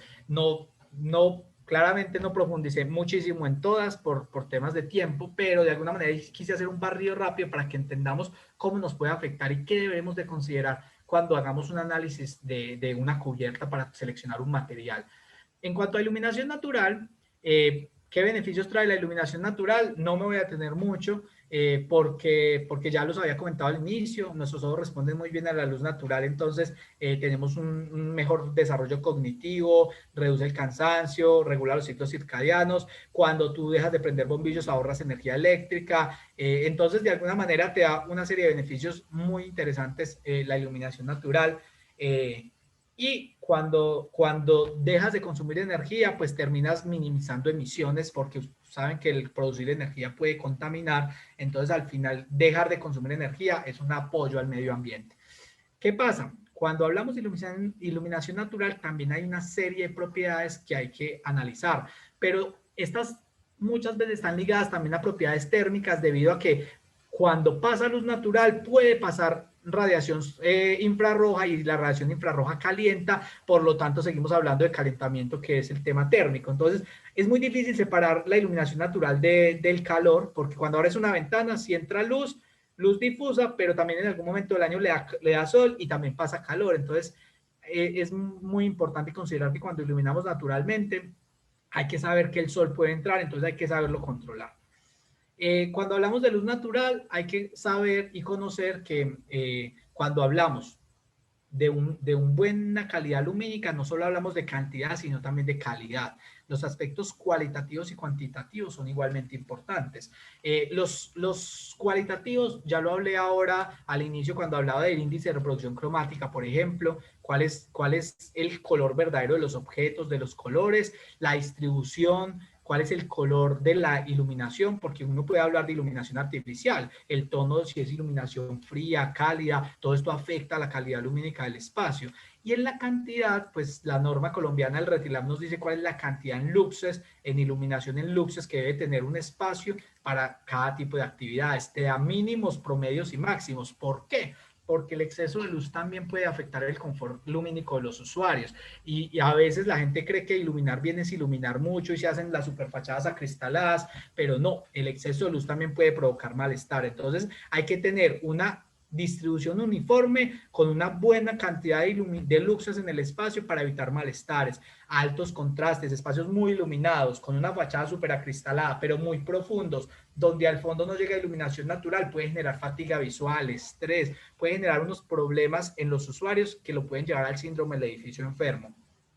Yo tuve la oportunidad, pues la oportunidad de conocer un proyecto de oficina en Bogotá que tenía el síndrome del edificio enfermo, que me llamaron, que me decían, mira, todos los días salimos con dolor de cabeza. Entonces, efectivamente, lo primero que se evaluó fue la luz natural, la iluminación, tanto natural como artificial, y aún con las luces artificiales prendidas, no cumplía el mínimo del RETILAB. Entonces, tenías un espacio con el mínimo, a veces cumplía el mínimo, a veces ligeramente por debajo, tenías un espacio que el ojo ya tenía que esforzarse para ver bien en un espacio de oficinas, pero la pantalla del computador te ilumina en sí misma, entonces te sube los niveles lumínicos a lo que necesitas, entonces tu pupila tiene que mantener dilatando y contrayendo porque el papel está oscuro, la pantalla está iluminada, entonces como tienes que trabajar aquí y en papel, tú al final de la jornada te da dolor de cabeza porque tu ojo todo el día estuvo dilatando y contrayendo pupila para poder adaptarse a esos altos contrastes y generó dolores de cabeza. En todos los trabajadores salían con dolor de cabeza. Efectivamente, síndrome del edificio enfermo. Entonces hay que ser muy cuidadoso que la cantidad y la calidad, la distribución y esos altos contrastes hay que saberlos diseñar para evitar ese problema del síndrome del edificio enfermo y que los usuarios tengan confort lumínico, confort visual. Ahora, como les decía ahora, no podemos, cuando hablamos de luz, de iluminación natural, no podemos dejar de hablar de calor, porque es que cuando el sol incide en el elemento de cubierta, para seguir hablando de la cubierta, nos manda radiación en diferentes longitudes de onda, nos manda radiación ultravioleta, espectro visible y radiación infrarroja. Ustedes saben que la ultravioleta es la que da cáncer de piel, la que decolora las superficies, la que daña objetos, es la dañina.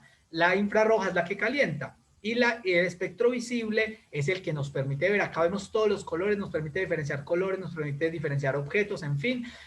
Si ustedes ven dentro del espectro solar, la luz visible es una pequeña franja que está entre los 380 nanómetros y los 780 nanómetros. Menos de 780 nanómetros ya es ultravioleta y más es infrarroja que calienta. Entonces, cuando hablamos de iluminación natural, no de calentamiento, en algún momento yo seguramente requiero calentar, cuando estoy en un clima muy frío quiero almacenar infrarrojo para calentarme, sí, pero si yo quiero solo iluminar sin sobrecalentar los espacios, tengo que conocer este espectro y saber que lo que yo quiero dejar es pasar luz difusa, el espectro visible de todo el espectro electromagnético solar.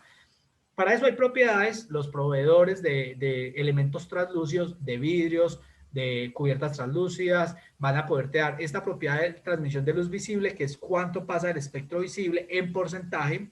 Si te dicen 50%, pues pasa el 50% de la iluminación, 80% pasa el 80% de la iluminación.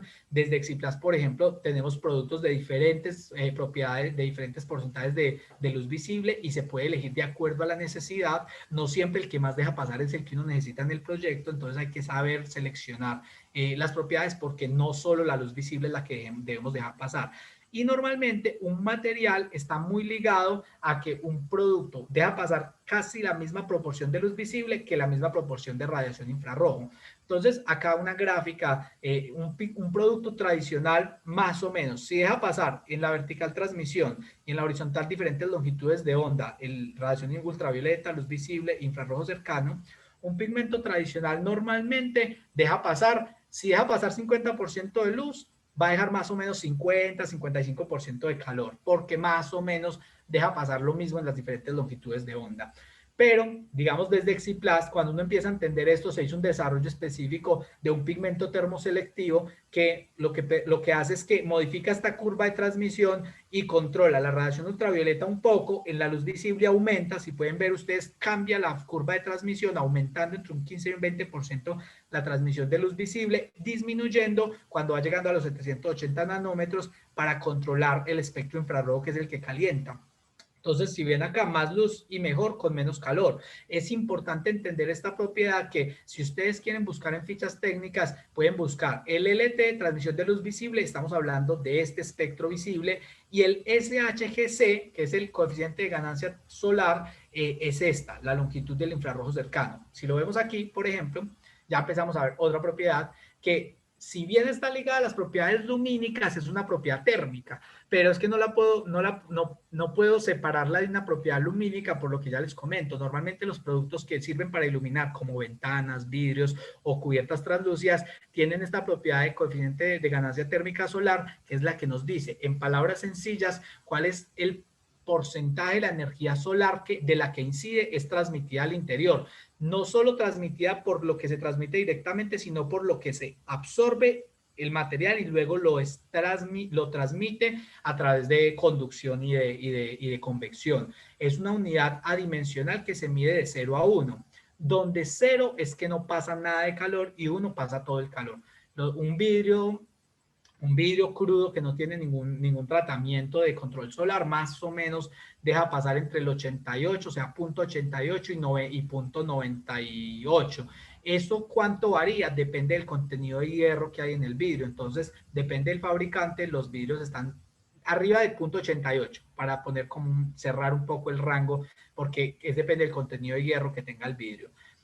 Ya si tienes un vidrio de control solar, ya hay diferentes en el mercado, te ponen low WI, te ponen hasta una lámina de diamante. La última tecnología es una lámina de diamante, y esa lámina te genera un SHGC súper bajito de 0.25, 0.24. Lo que pasa es que empieza a valer 8 veces más, 10 veces más de lo que vale un vidrio convencional. Entonces hay que entender que esta propiedad existe, la tenemos que analizar ya sea para cubiertas translúcidas o para elementos de fachada. ¿Por qué? Porque a medida que el número es más alto, más calor va a pasar.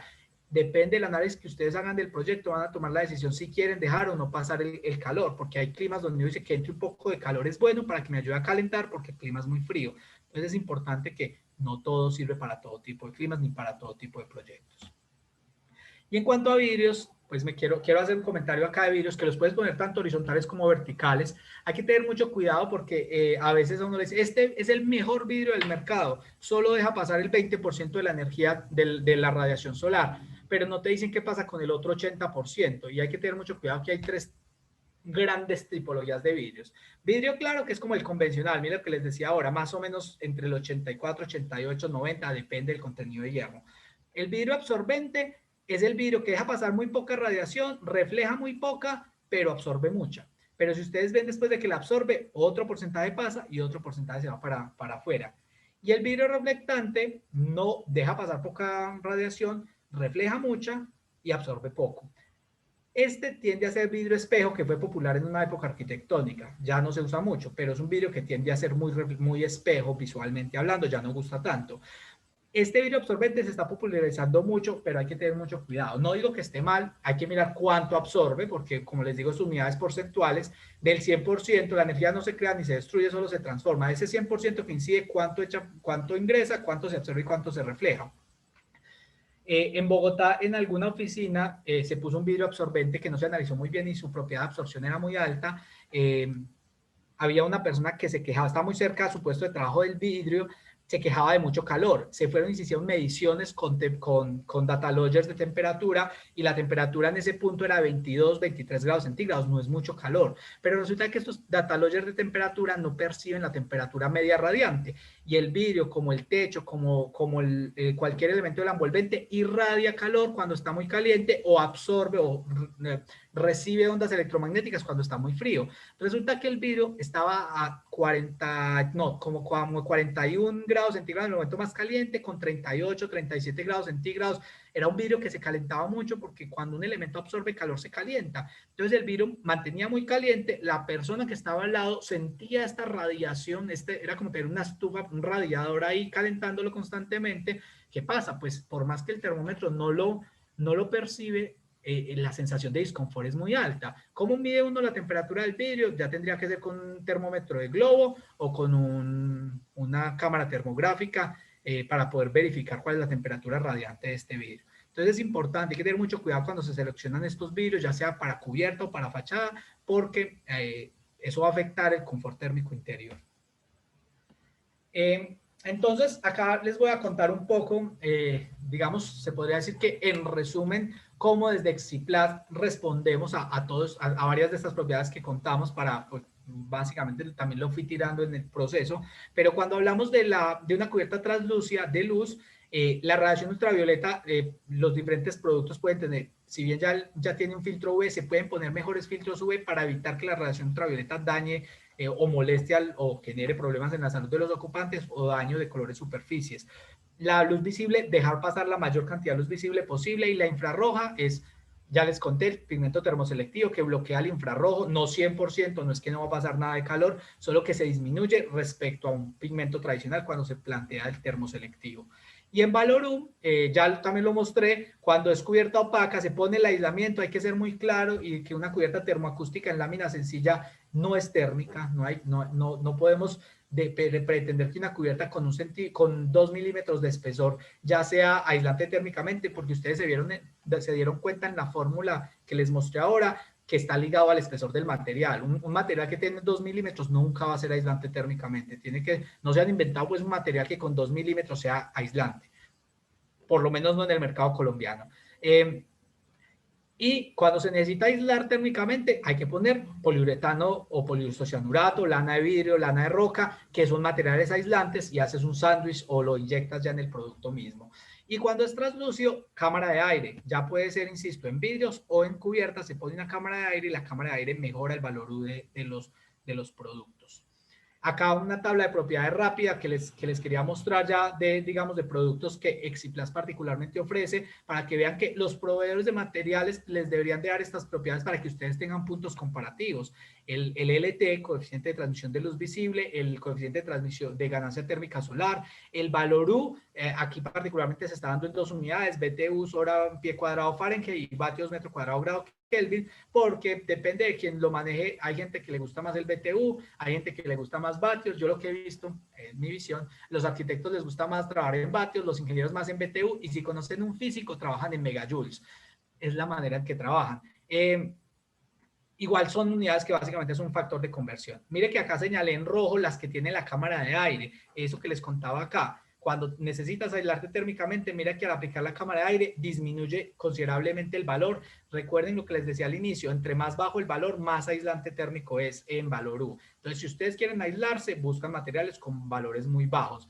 Acá, vidrio sencillo, un vidrio sencillo tiene un valor U muy alto, 5,9. Cuando lo pones doble, pasa un fenómeno similar a una teja doble, como les digo, mire, baja más o menos a valores similares.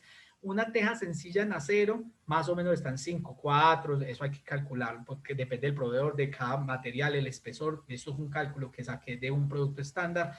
Y si tienes aislamiento térmico, una cubierta tipo panel, que son Kingspan, Metegno, que tienen ya el aislamiento inyectado, o si tienes una sándwich tipo standing seam, o vas a tener un aislamiento que, insisto, el aislamiento lo hace el poliuretano o el poliisocianurato. La teja en sí misma no es aislante, ya les mostré con fórmulas y lo pueden ustedes calcular en sus casas, pero necesitamos un panel ya que aísle. Cuando se necesita aislar, necesitan poner un aislamiento térmico. Como tip rápido, un material es aislante térmicamente, una composición de envolvente, porque ya vimos que uno termina haciendo muchas capas, cuando está por debajo de 1. Por encima de 1 no es tan aislante. 1, ojalá por debajo de 0,8. Un 0,5 es un material que está bastante bien en valor U. Empieza uno a manejar eso. Lo que pasa es que en productos translúcidos, ustedes dirán, pero todos estos materiales no son aislantes. En productos translúcidos, como pueden ver el vidrio o una teja translúcida, Esto es lo que se termina logrando con el aire porque no podemos poner poliuretano o lana de roca porque quitamos la translucidez. Entonces, para que empiecen un poco a ver cómo evaluar los diferentes materiales, ya sean los translúcidos o los opacos. Aquí les quiero mostrar un poco ya cómo cuando uno analiza un proyecto, y esto es una invitación a que cuando analicen un proyecto, ya sea opaco, ya sea cubierta opaca, ya sea cubierta translúcida, ya sea una fachada también, no se queden únicamente con el costo metro cuadrado del producto. Acá fue un ejercicio que se hizo en Exiplast de 3 soluciones de cubierta translúcida para iluminar un espacio, y como las propiedades de cada producto son diferentes, la cantidad de material que se necesita, el área translúcida efectiva que se requiere es diferente en cada solución. Para esta propiedad que deja pasar menos luz, se necesita, para esta opción, por ejemplo, se necesita un 20% de la cubierta translúcida, pero como la segunda deja pasar más luz, se necesita menos área para poder lograr el mismo efecto de iluminación. Igual pueden hacer esto para consumos de aire acondicionado. Solo quiero mostrarles y darles como una idea de que no se casen con el costo metro cuadrado. ¿Por qué? Miren que en este ejemplo aquí hay un valor metro cuadrado de la solución, es la más barata de las 3 soluciones, pero como se necesita más área, la solución integral, el valor metro cuadrado por la cantidad de metros cuadrados, en este caso lo estamos multiplicando por el porcentaje efectivo que se necesitaba, la solución integral de cubierta terminaba valiendo más que la segunda opción, que por metro cuadrado vale más, pero como necesitas hasta un 40% menos de material para lograr el mismo fenómeno o el mismo fenómeno lumínico en este caso, va a salir una solución hasta un 20% más económica. Entonces, no solo analicemos temas en metros cuadrados, analicemos soluciones integrales de fachada, de cubierta, cubiertas opacas, cubiertas translúcidas. Entendamos que las propiedades nos permiten tomar decisiones, pero para tomar decisiones se tienen que hacer análisis técnicos. Por eso hay fórmulas, hay software de simulación, hay profesionales que ayudan a tomar estas decisiones. Lo importante es que entiendan que una decisión no solo se puede tomar de una manera rápida, porque a veces uno lleva sorpresas de ese tipo, de que por más de que vale más metro cuadrado, te sale más barato porque ahorraste, porque su propiedad es mucho mejor. Entonces la invitación es que cuando hagan comparativos sean muy, muy juiciosos con esto. Este ejercicio que Exiplast hace acompañamiento en diferentes proyectos para que sepan, digamos, ya las personas que diseñan y construyen pueden como contactarnos para este tipo de apoyos. Acá un comparativo de lo mismo. Miren que la simulación, no voy a entrar en detalle, pero la simulación lumínica pareciera la misma imagen, porque el resultado de iluminación es óptimo en las 3 soluciones. Pero si tú estás en un tema que te preocupa mucho la temperatura, el calor, la solución 1 es la que más calor deja pasar. Entonces, de pronto, la solución 2, que es la que tiene el pigmento termoselectivo, te deja pasar menos calor. Pero si tienes aire acondicionado y te preocupa el valor U, que es el valor de transmisión térmica que ya hemos visto hoy, esta es la que más te funciona porque hace más eficiente el sistema de aire acondicionado. Entonces, si ven que no hay ninguna solución óptima, depende de lo que busques y lo que necesites. Si bien puedes analizar el tema lumínico aparte del térmico, al final la solución integral tiene que tener todo junto, es como ingredientes de una sola receta para tomar una buena decisión proyectual.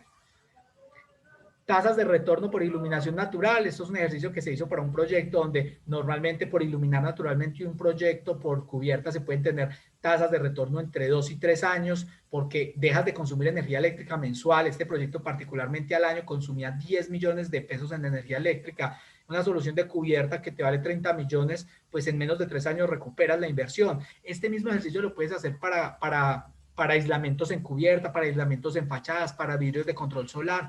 ¿Cuánto te beneficias en consumo de aire acondicionado mensual por tener una buena solución de envolvente arquitectónica? Entonces, insisto, la invitación es a trascender del metro cuadrado, a hablar de retornos de inversión para que las decisiones se tomen a conciencia a largo plazo.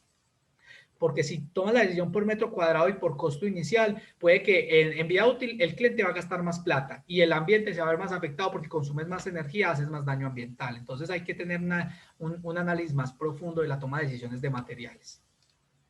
Les voy a mostrar ya una serie de proyectos, algunos de cubierta, y al final el último proyecto no va a ser solo de cubierta, es todo un proyecto que a mi juicio está muy bien concebido y me parece que es un ejemplo que agrupa todo lo que vimos hoy de propiedades térmicas y lumínicas, sobre todo térmicas porque tiene una evolución térmica increíble.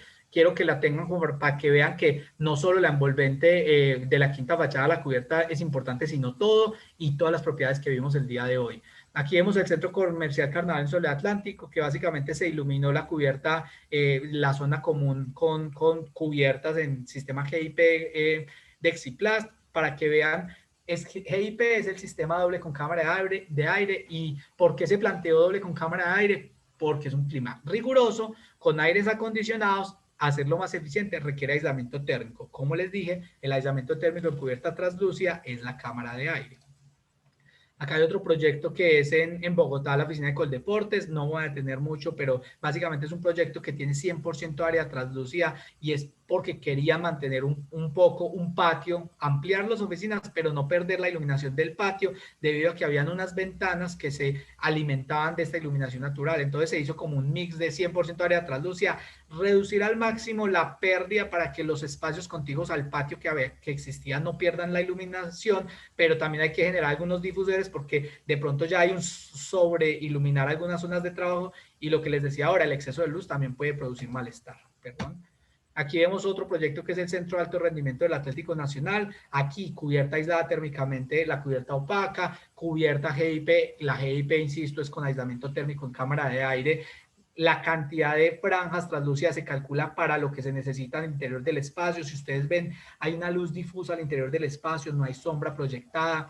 Aquí en esta foto se puede percibir que afuera hay sol y el sol está incidiendo con fuerza, pero el elemento de cubierta controla la radiación solar, tiene el filtro termoselectivo que les contaba ahora y de alguna manera se difumina la luz. No es que la mancha de sol pasa directamente, lo que sí puede ocurrir con un vidrio. Entonces eso es otra variable para tomar una decisión de cubierta. Si quieres poner un vidrio en una pérgola o en una cubierta translúcida, tienes que ser consciente de que la mancha solar te va a pasar, y esa mancha solar viene con radiación UV, radiación infrarroja, y si tú no quieres ni que se te decoloren objetos, dañar mobiliario, si pones un lucernario en un vestier, no quieres que se te decolore la ropa o el mueble o el closet, tienes que controlar la radiación ultravioleta. Entonces, de alguna manera, a veces el vidrio no es el mejor. El vidrio es un muy buen amigo para otro tipo de soluciones. Insisto, no se puede satanizar ningún producto, solo hay que saber elegirlo en el momento donde se necesita. Este es otro proyecto de un centro de distribución de coordinadora para que vean la iluminación. Estos productos se pueden plantear translúcidos tanto en fachada como en cubierta. La idea es entender el requerimiento tanto térmico como lumínico del espacio para evitar prender luces, pero que tampoco te sobrecaliente el espacio, porque entonces vas a gastar aire, vas a gastar energía en aire acondicionado o sacrificar confort y habitabilidad, y eso no me parece que sea una opción en arquitectura ambientalmente consciente. Y este es un proyecto que un poco no habla de la cubierta, pero quiero contárselos porque me parece que agrupa todo lo que hemos hablado de propiedades térmicas de los materiales. Esta es la estación experimental del INTA en Abrapampa, Argentina. Es un proyecto viejito, es un proyecto que se construyó en los 80s. Me parece que aplica todos estos conceptos de densidad, calor específico, capacidad térmica volumétrica y la orientación, diseño, y los aplica en un proyecto donde hay un clima frío, donde la radiación, la temperatura media anual es de 9 grados centígrados, y la temperatura en verano, para que tengan esto en la cabeza, en verano cuando hace calor es como Bogotá, y cuando hace frío de verdad. Es un proyecto muy, muy sencillo, una estación experimental pero tipo vivienda. Esto está para monitoreo y para investigación. Como pueden ver acá en la planta hay un muro grueso de alta masa térmica, pero tiene unas pequeñas ventanitas que ven aquí. Estas ventanas sirven para iluminar. Tiene un gran invernáculo o invernadero, en nuestro contexto le llamaríamos invernadero, y si ven todos una envolvente gruesa, y la planta, la calidad no nos ayuda a ver, pero tiene un aislamiento térmico aquí, y ese aislamiento térmico para reducir la conductividad térmica, valor U, la transmisión térmica, perdón, valor U del muro, para todo lo que gane en calor no se pierda por conducción ni por convección hacia el exterior. Todos esos fenómenos que les contaba al inicio. Si ustedes ven la fachada, no sé si la proyección ayuda mucho, pero en fachada no pareciera que fueran muros, sino que fuera todo súper acristalado. Este elemento que estoy señalando es el invernadero. Y miren que todo esto que en planta eran unos muros gruesos, en fachada se ve una gran superficie acristalada, pero esto lo que son muros trombe. No sé si ustedes alcanzan a ver en la proyección que acá hay una pequeña ventana que estoy dibujando con el cursor. Esa pequeña ventana es la que nos permite iluminar el espacio. Todo el resto de esta fachada cristalada es un muro trombe, que el muro por detrás está pintado de negro. Recuerdan que cuando les decía que si ustedes quieren almacenar, pinten de negro, pero si están en Cartagena, pinten de blanco, siendo radical. Acérquese a los tonos blancos y acérquese a los tonos negros. Acá particularmente todo el muro que está detrás de la fachada cristalada es un muro trombe, que es un muro pintado de negro, absorbiendo la radiación solar porque hace un clima muy frío. Y miren que la estética de la fachada se termina viendo muy abierta, muy fachada cristalada. Entonces, de alguna manera, todas estas decisiones bioclimáticas también pueden congeniar muy bien con un diseño de fachada. Habrá gente que le gusta la fachada toda de vidrio, pero miren que se puede jugar con estrategias bioclimáticas. Depende del clima, claramente. Y les quiero mostrar esta gráfica medida. Esto no es simulación en software, esto es medido en edificio construido, sin chimeneas prendidas, sin ocupación, sin prender luces, sin ninguna carga energética interna, sin básicamente esa arquitectura, comportamiento energético por buena arquitectura. Afuera hace menos 15 grados centígrados en el momento más frío, como pueden ver, mediciones afuera. Y en el interior, cuando hace mucho frío, en invierno, porque en invierno llegan a menos 15 grados, están a 15 grados centígrados. Miren que la onda térmica tiende a aplanarse. Miren toda la onda, la oscilación térmica del exterior, y aquí esto es masa térmica. En verano, no les traje la medición en verano la masa térmica de la casa hace que se vuelva horizontal. ¿Por qué? Porque no hay una onda térmica que los lleva a menos 15 grados centígrados. Pero lo que yo quiero que vean aquí, a mí me parece que esto es bien importante para que entendamos que la arquitectura ambientalmente correcta es muy lograble en diferentes condiciones climatológicas, es que aquí en este punto hay 30 grados centígrados de diferencia logrados con buena arquitectura. Entonces, ¿qué ocurre? Claramente las condiciones meteorológicas de alta radiación solar lo permiten, la masa térmica, la calidad de la piedra que se utilizó, el acabado negro, la orientación hacia el sol, el aislamiento térmico, la densidad del calor específico del material utilizado, todas esas propiedades están jugando un papel determinante para que hayan 30 grados de diferencia con buena arquitectura. Entonces es posible, solo que hay que conocer las propiedades, saberlas manejar, calcularlas, tomar buenas decisiones en etapas tempranas de diseño. Si es necesario cálculos de retorno a la inversión, hágale un retorno a la inversión de calefaccionar este espacio, ya se calefacciona naturalmente. Un proyecto que no tiene estrategias de calefacción solar, que no tiene alta masa térmica, que no conoce las propiedades de aislamiento térmico, valorú, fácilmente en climas de este tipo puede tener una oscilación térmica más o menos como lo voy a señalar acá, más o menos puede hacer una oscilación térmica así. ¿Qué quiere decir? Que en algunos momentos del año puede estar a 5 o a 0 grados centígrados. No va a ser exactamente al exterior, pero digamos aquí que está a 15, acá fácilmente puede estar a 0.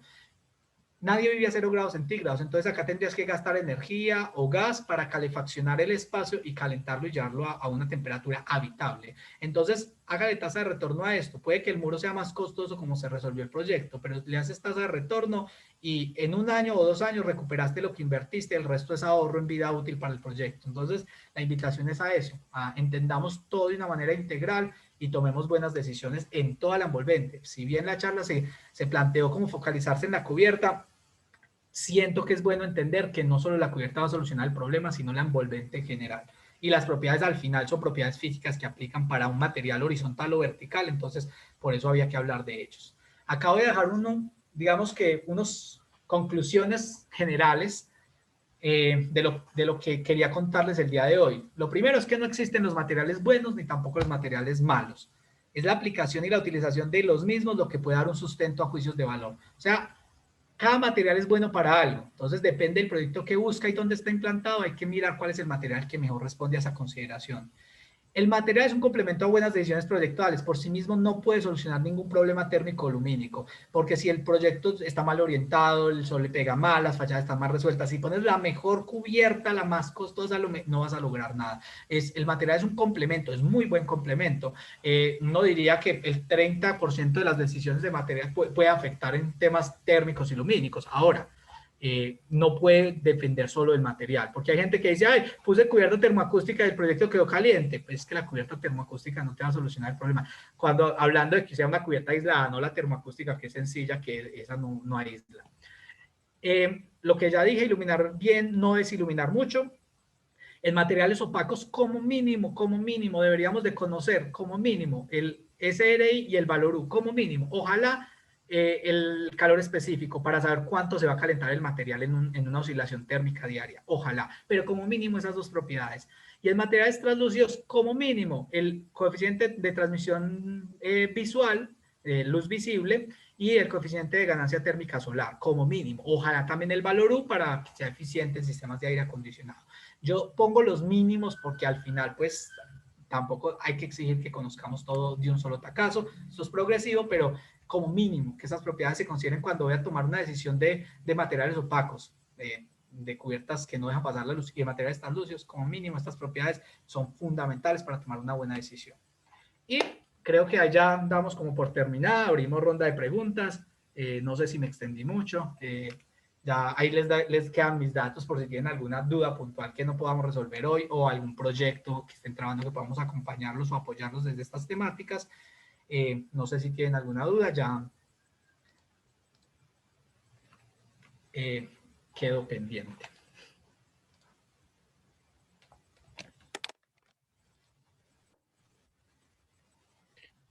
Bueno, Bueno, entonces a partir de este momento abrimos el espacio de preguntas o también si tienen algún aporte para realizar el expositor, bien pueden usar la función de activar la manito para hacerles la palabra o también escribirnos en el chat para leer las preguntas.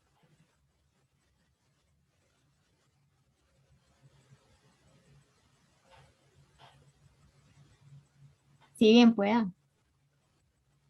gracias. Yo me adelanto. Juan, bueno, habla Lucas Arango. Juan, muchísimas gracias Hola, Lucas. por la clase que nos acabaste de refrescar aquí, nos acabaste de dar. A mí me parece pues muy valioso todas las reflexiones que haces en torno a lo fácil, pero al mismo tiempo lo difícil que es escoger la cubierta adecuada desde el punto de vista ambiental, bioclimático, de la eficiencia energética. Y me parece muy interesante porque es una decisión pues que no se puede tomar a la ligera, es una decisión que involucra muchas consecuencias si no se elige bien, por decirlo de alguna manera. Pues claramente nos das un mensaje que es muy coherente con el mensaje que nos dieron en la charla de hace 8 días, que no hay que satanizar ningún material, simplemente hay que saberlos usar de acuerdo con las condiciones y con la intención. Yo simplemente quería preguntarte algo de tu experiencia y que estás en Exiplast, y es cómo estamos en el mercado con relación a las propiedades superficiales de los materiales. Hace poco un estudiante de la maestría en bioclimática pues hizo una tesis y evidenció que es como poco explotado, poco explorado las propiedades superficiales de los materiales. Me refiero a cubiertas opacas en este caso, digamos, para mejorar las condiciones interiores o para disminuir las cargas de aire acondicionado. Vos en el mercado, ¿cómo ves que se estén explotando Pues, estas propiedades superficiales? digamos que en base a esas propiedades superficiales se podría hablar del SRI que lo comentaba en la charla. Yo lo que vi es, o mi percepción del mercado, pues de la experiencia que he tenido como consultor y ahora desde la contraparte desde Exiplast y lo que he visto en diferentes proveedores del mercado es que empezaron a poner esa propiedad porque alguien la pidió en algún momento. Seguro fue lead, cuando te vas a certificar lead te dicen SRI mayor a en su momento era 72, luego 82, eso ha cambiado mucho. El caso es que te pidieron la propiedad y la empezaron a buscar, pero fue como por cumplir y no empezaron a explorar lo que dices, como que no se explora realmente el beneficio. Yo siento que se puede hacer más. Yo sé que conozco algunos proveedores de pintura, no de cubiertas, pero estos proveedores de pintura le venden pintura a los que generan las cubiertas. PPG, básicamente ellos tienen una pintura que no me acuerdo el apellido que le pusieron, pero básicamente tiene una propiedad desde la parte superficial, que la pintura básicamente es un acabado superficial, tiene la propiedad como de mejorar el SRI considerando que se vuelve como termoselectiva, muy similar a la propiedad que les contaba ahora de los translúcidos, pero de alguna manera un color, digamos, el análisis que me mostraban era que si un color rojo refleja el 50%, ese mismo rojo con esta propiedad técnica de proceso de pintura que claramente no lo revelan porque es su secreto comercial, lo que hacen es que ese mismo rojo, y lo han hecho con mediciones y pruebas, pasa de 50 SRI a 65, que uno dice, bueno, no llega a ser un blanco, pero ¿qué pasaría si esa tecnología se la ponemos a un blanco? Es la pregunta que yo les hice en su momento. Y no, pero es que el blanco ya es bien, ya está bien, pero puede ser mejor. Entonces, yo lo que siento es que no exploran todo lo que se puede llegar a explorar. Y digamos, si eso es los que producen la pintura, que al final son los recubrimientos superficiales de todos esos materiales, pues los que venden el producto, si bien han hecho el análisis y ya en las fichas técnicas, en muchas ya uno lo puede encontrar y uno busca el SRI y está ahí.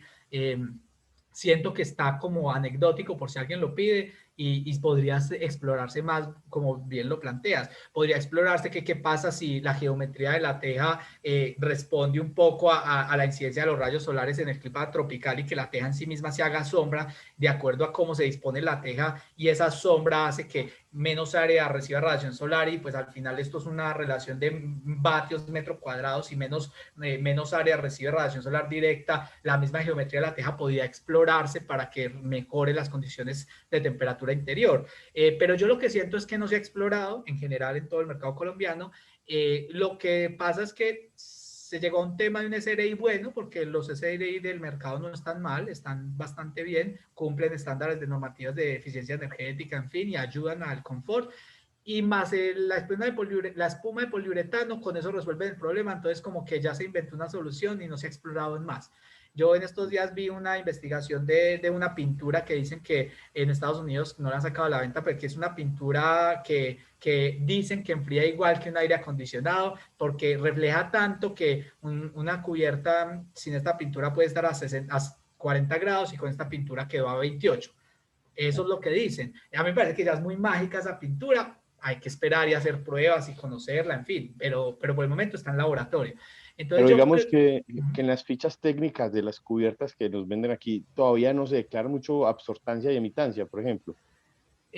Pues es que básicamente el SRI es la combinación de absortancia y emitancia. Entonces sí se están declarando, no te lo han discriminado, pero se te da con Sí, el SRI. El SRI básicamente es una formulación de cuál es la absortancia y la emitancia del material. No todos los proveedores tampoco es que yo sí. te digo que ya, yo te diría el 60% de cubiertas del mercado ya te dan el SRI. Varios de esos te dan ya si lo puedes solicitar igual, no están en las fichas técnicas la absortancia y la emitancia, pero la tienen considerando que es un insumo para calcular el SRI. Pero Exacto.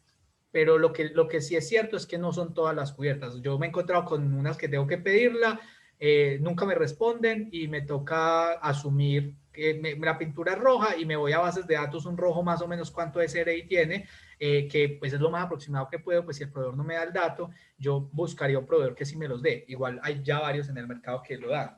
Entonces creo que no hay ningún problema con ese tema, pero se puede explorar más en eso. Pues las tecnologías de pintura pueden evolucionar mucho más en ese sentido. Bien. Muchas gracias, Juan. A vos por la pregunta.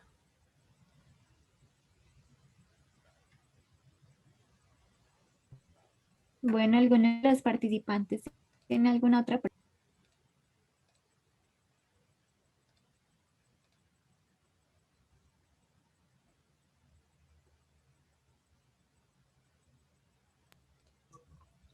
Bueno, entonces parece que no tenemos más preguntas. De igual manera, durante esta semana les estaremos compartiendo la grabación de la charla, y asimismo también les invitamos a participar de una charla que les estaremos compartiendo, que se denomina ¿Qué vidrio me conviene más para mi proyecto?, para que nos acompañen. De antemano le agradecemos a todos por su participación, y especialmente a Juan David por habernos regalado esta charla tan apreciada para todos. Feliz noche. Muchas gracias a todos. Hasta luego. Luego, gracias.